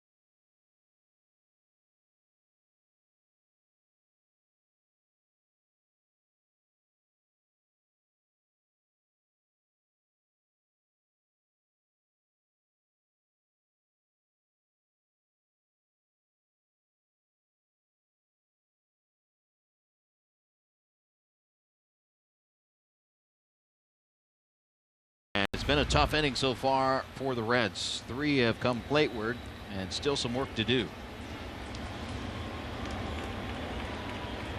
And Isaac Galloway will be the pinch hitter.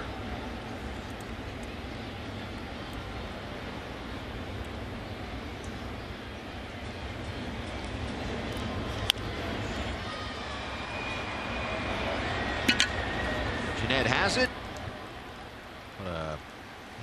Tough inning. 5-0 Marlins.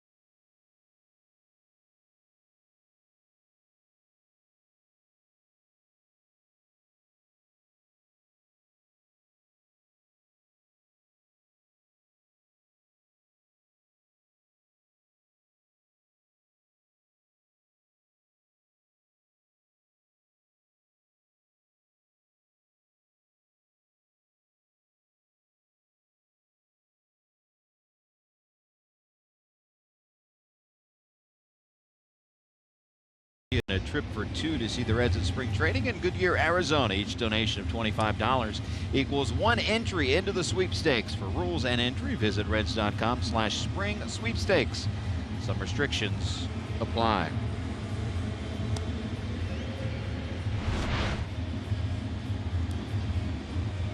Isaac Galloway stays in the game. He's in left field. And a new pitcher is the righty Nick Whitgren. Marlins looking to take two straight over the Reds here. Whitgren is 30th appearance of the season and a very nice 2.70 ERA. Nearly a strikeout an inning. And he will get Suarez, Barnhart, Mason, Williams here in the 7th.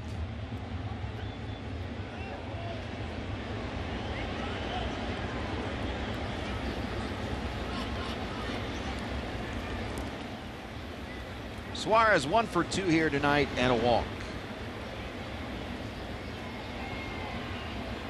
Make that 0 for 1 and a walk. Beg your pardon. Popped out his last time up. Walked back in the 2nd.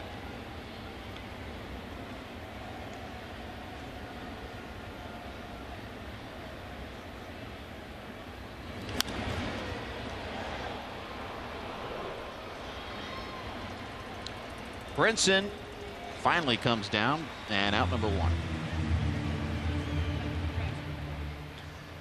Yeah, we mentioned before the game about how the Reds have had a prolonged slump now. This road trip has been especially difficult to watch from an offensive standpoint. And, you know, we made the comments, Jim, that it just seems like guys are wearing down. And you talk to baseball people, you know, Jim Riggleman, guys like that have been around a long time. They'll tell you, this happens to everybody. These are the things you've got to be able to work your way through.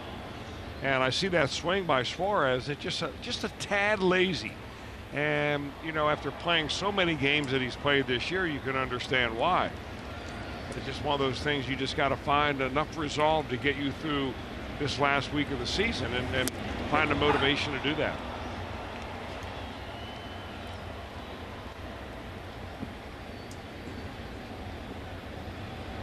I mean, there's nothing lazy about his work habits or his showing up and practicing and working at it. I'm just talking about this bat speed and the finishing of the swing with his wrists. Barnhart finally lays into one and hits it right at Castro.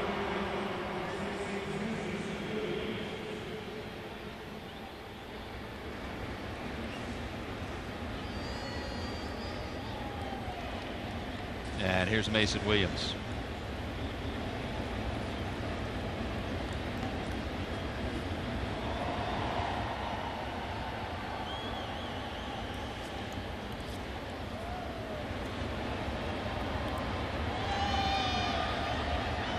Williams 0 for 2. A couple of ground outs.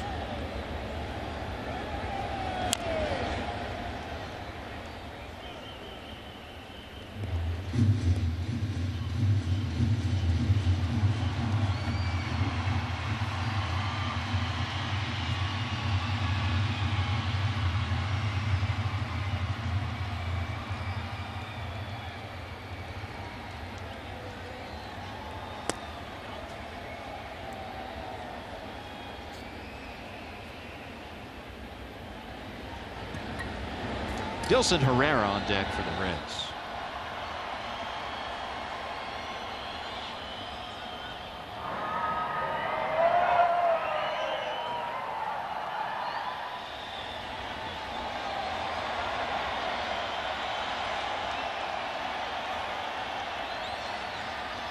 One pitch.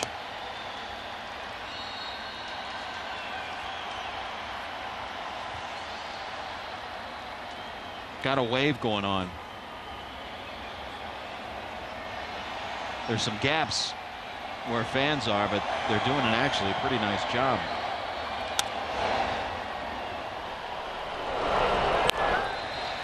One, two, three in the seventh.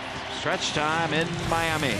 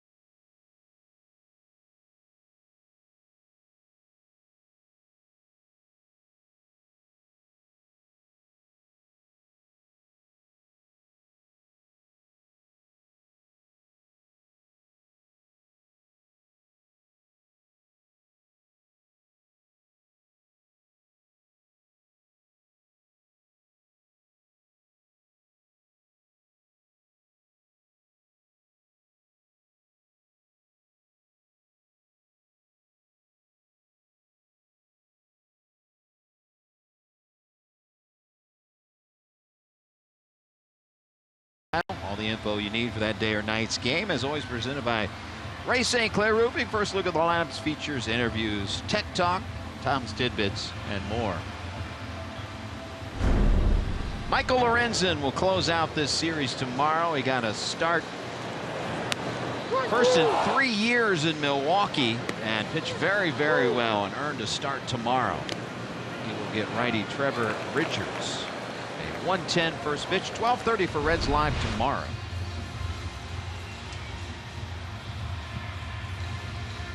Lorenzen trying to put himself in the sentence of bidding for a starting spot next year.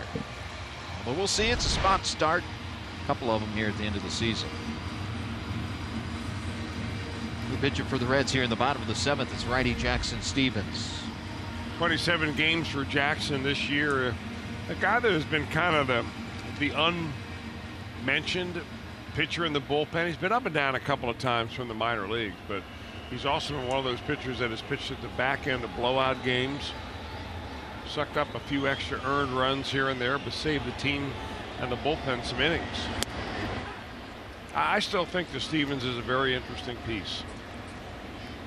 I really like his curveball. He's got a sneaky fastball. Sometimes when you're pitching in blowout games where the other team is really rolling along offensively, those are really tough performances to try to gauge a pitcher by. You also don't get consistent work. starters, when they start every 5 days or every 6 days, they're getting at least 1, maybe even 2 bullpen sessions to work on stuff. When you're a long reliever, you don't know whether you're coming in the first inning of a ball game or you're coming in the 15th inning of a game. Right. You've got to be ready basically every night, so you can't wear yourself out before the game working on your curveball or your changeup or maybe a little modification to your delivery.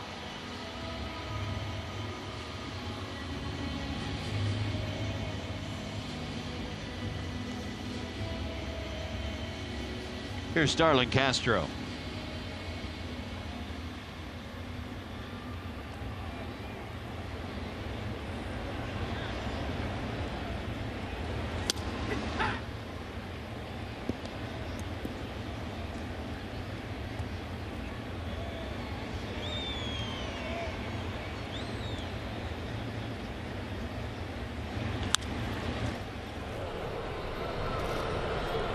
Two outs.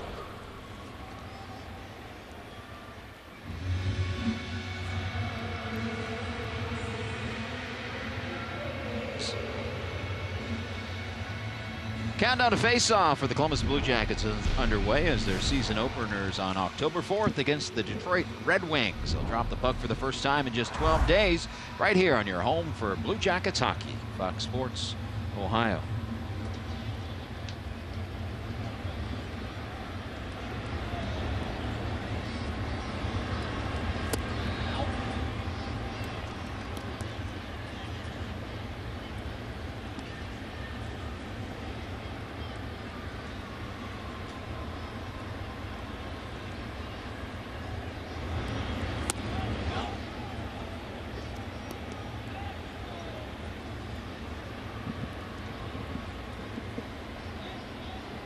Tuno to Real Muto, who is 1 for 3 here tonight. Doubled and scored in the 6th.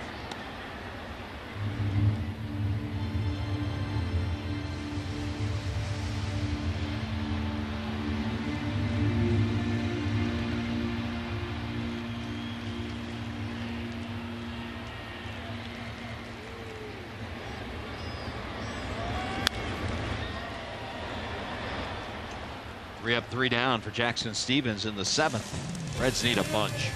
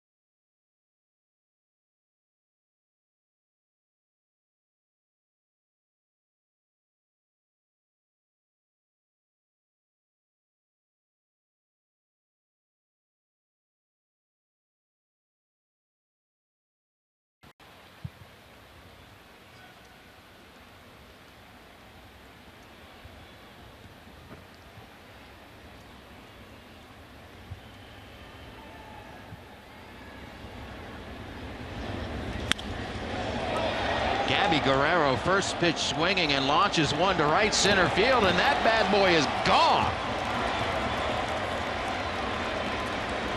Gabby Guerrero, his first career major league home run. And it's a long one the opposite way. Reds on the board.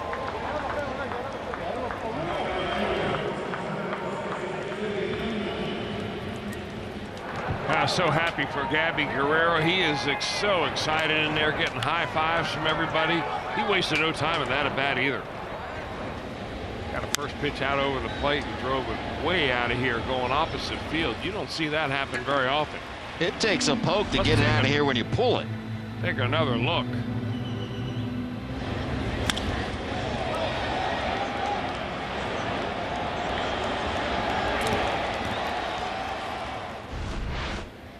Congratulations, Gabby Guerrero. Look at him. They're talking him into giving up the ball. He's like, oh no.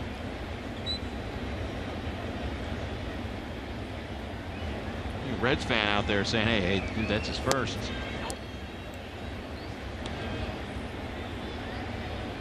We'll see. There will probably be future negotiations coming up. Reds do a pretty good job of trying to hunt down baseballs like that.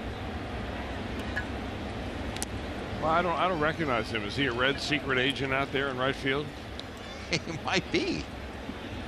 He's trying to be the middleman. I mean, Rick Stowe has him everywhere. Yeah. Yeah, you know, that's true. I wouldn't be surprised if Ricky had someone out there. But he's at least trying to be the middleman. Like, dude, I bet you I can get a Scooter Gennett signed something thrown in if you just go through me.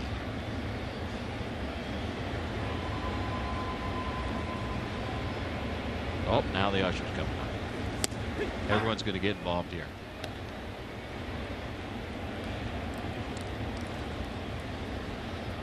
Oh, ganging up on him. The official. How you doing? Hey, thanks for coming to the game.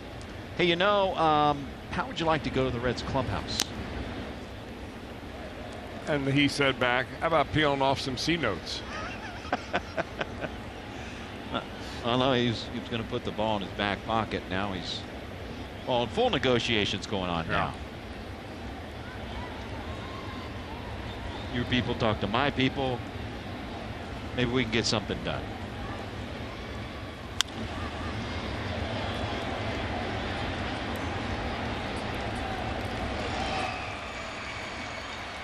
Two outs in the eighth.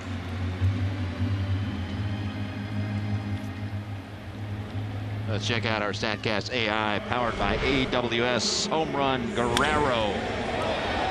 415 feet the opposite way.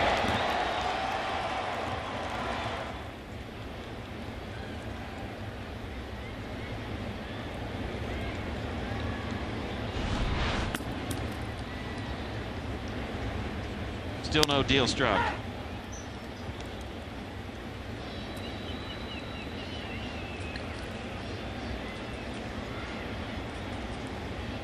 His friend's like, hey, wait, hold on. That's a pretty good deal. Look at him. He said, I'd probably do it. Raza deep to center field. Back on the track is Brinson to retire the Reds in the eighth. Gabby Guerrero goes yard. First time in his career. Reds on the board.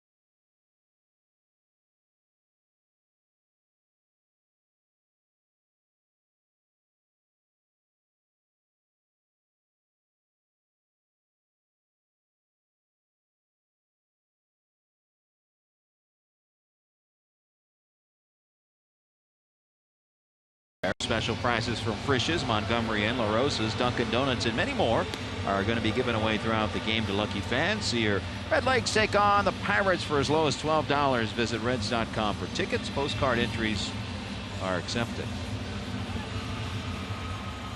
Still got some heavy negotiations going on. Gabby Guerrero, first career Major League home run. That guy caught the ball. Had some pictures taken with the baseball. Perhaps that's part of... Oh, there he goes. He's out of here. Apparently the negotiations are in full swing. Yes. If he's going somewhere, it's probably to the Reds clubhouse.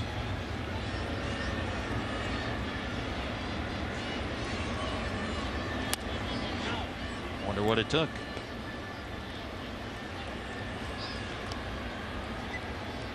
You know, he may have said, I've always wanted to meet Jim Day.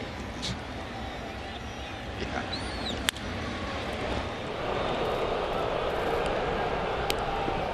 Jeanette did a nice job of keeping that ball in front of him.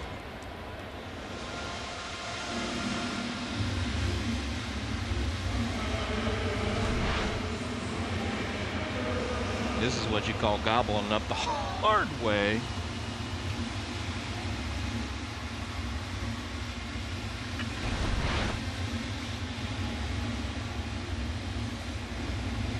Oh, we've got Jeff Piccolo on the scene here.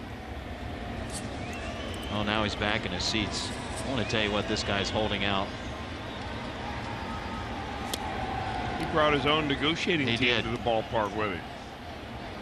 That's thinking ahead.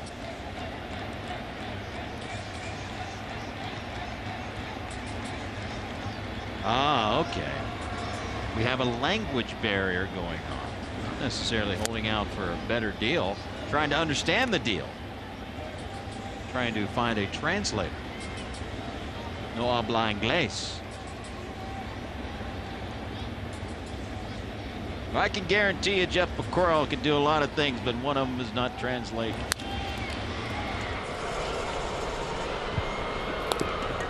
Two outs here in the 8th.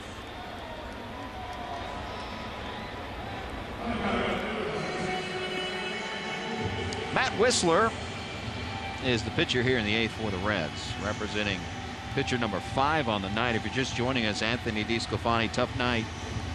5 2/3, gave up 5 runs, only 3 of which were earned, but he was the one that actually made 2 errors in that inning to make them unearned. He gave up a home run, and along the way tied his career high with strikeouts at 10. So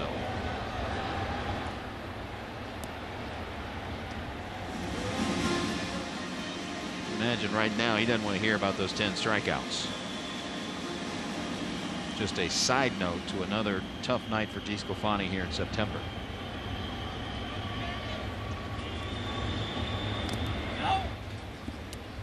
All right, Jeff Piccolo, what's going on out there?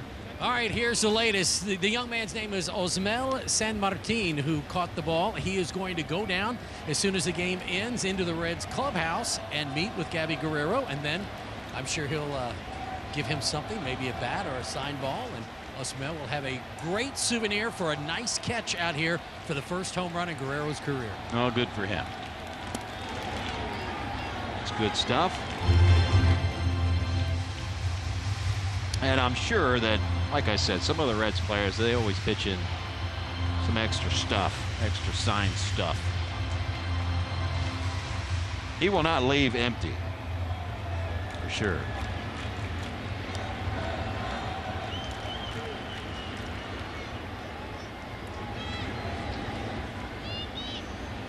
One ball and 2 strikes to Lewis Brinson. It'll be Votto, Jeanette, Suarez in the 9th for the Reds.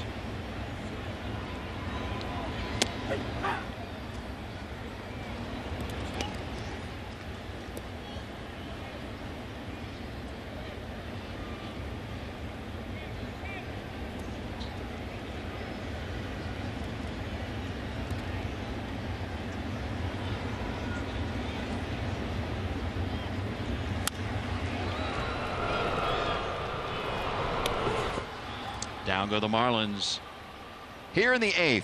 Final chance for the Reds as we head to the 9th.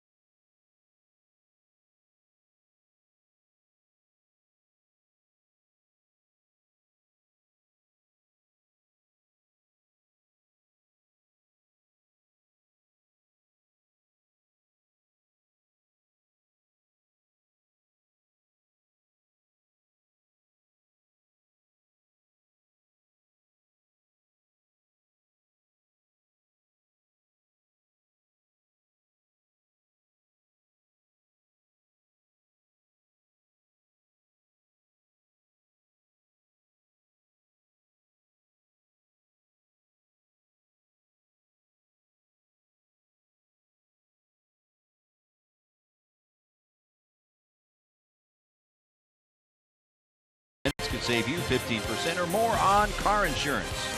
And by Toyota. For over 30 offers, visit buyatoyota.com. Toyota.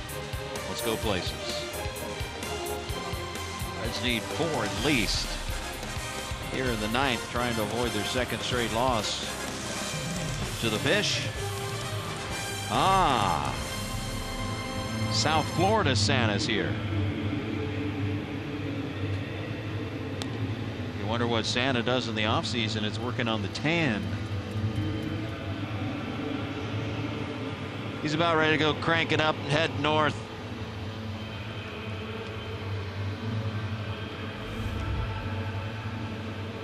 Adam Conley, the new pitcher for the Marlins, here in the 9th. And we saw him last night, worked an inning and a third, scoreless baseball. Yeah, 4-run lead, not a save situation.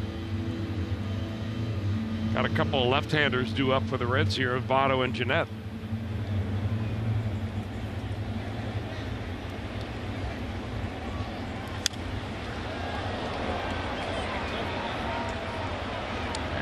Brinson, out number 1.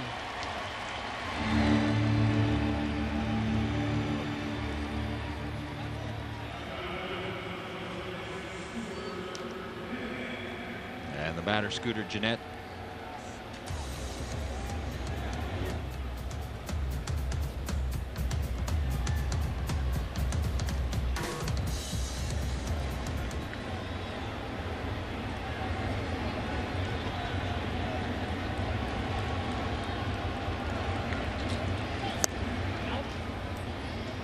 Want to note Scooter. He's 1 for 3 here tonight and was robbed of a hit in the 6th. Lined out a nice play by Starlin Castro.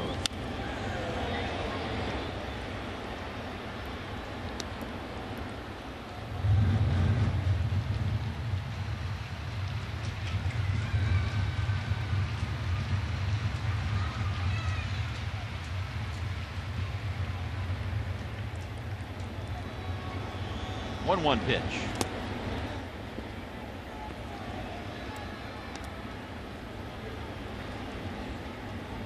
Cubs leading the White Sox now 5-3, top of the 7th.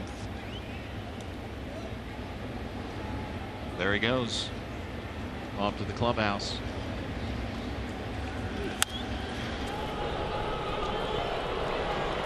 It's down to their final out.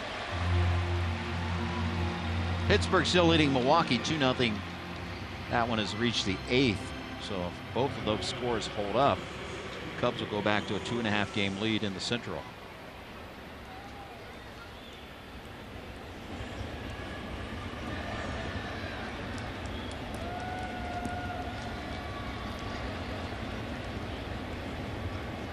Here's Suarez.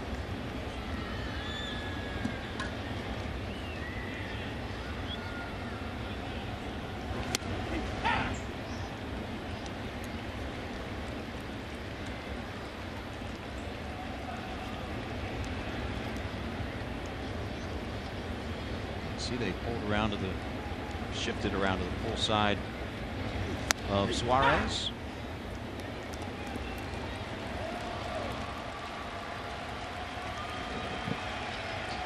Kentucky Wildcats up by a touchdown over Mississippi State. Up high in the face, on the line. Right now it would be the Cowboy taking it in the face with a pie, and a base hit by Suarez, his first of the night.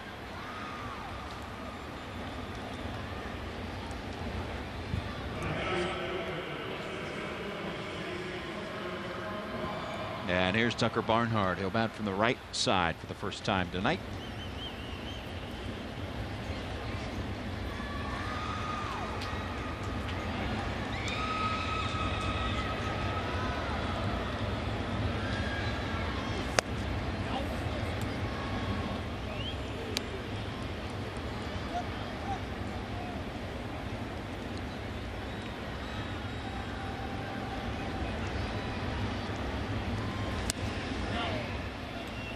Two and 0.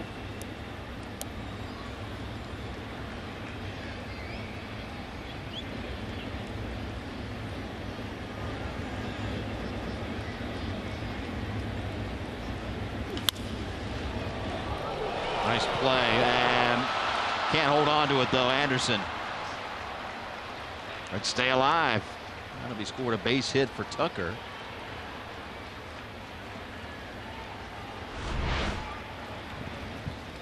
It looks like Anderson's got a chance right there if he's able to glove it out of his, or get the ball into his hand a little bit. He knows that. Slaps his glove in frustration.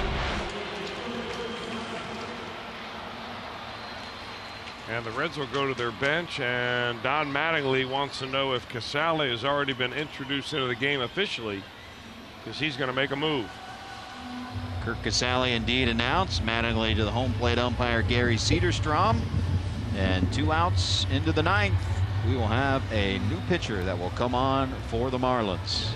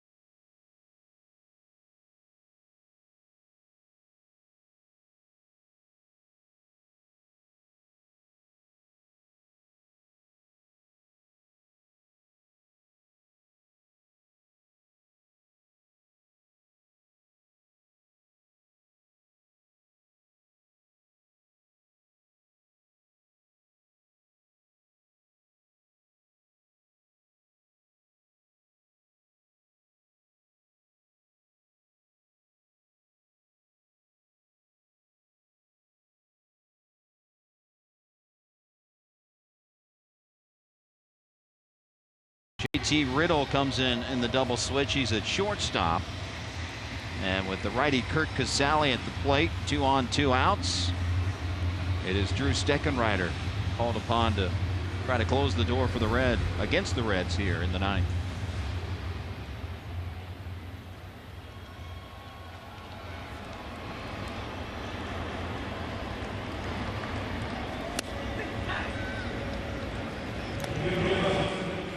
Reds have Phillip Ervin in the on-deck circle. Casale trying to reach any way he can. Reds within the so-called slam range.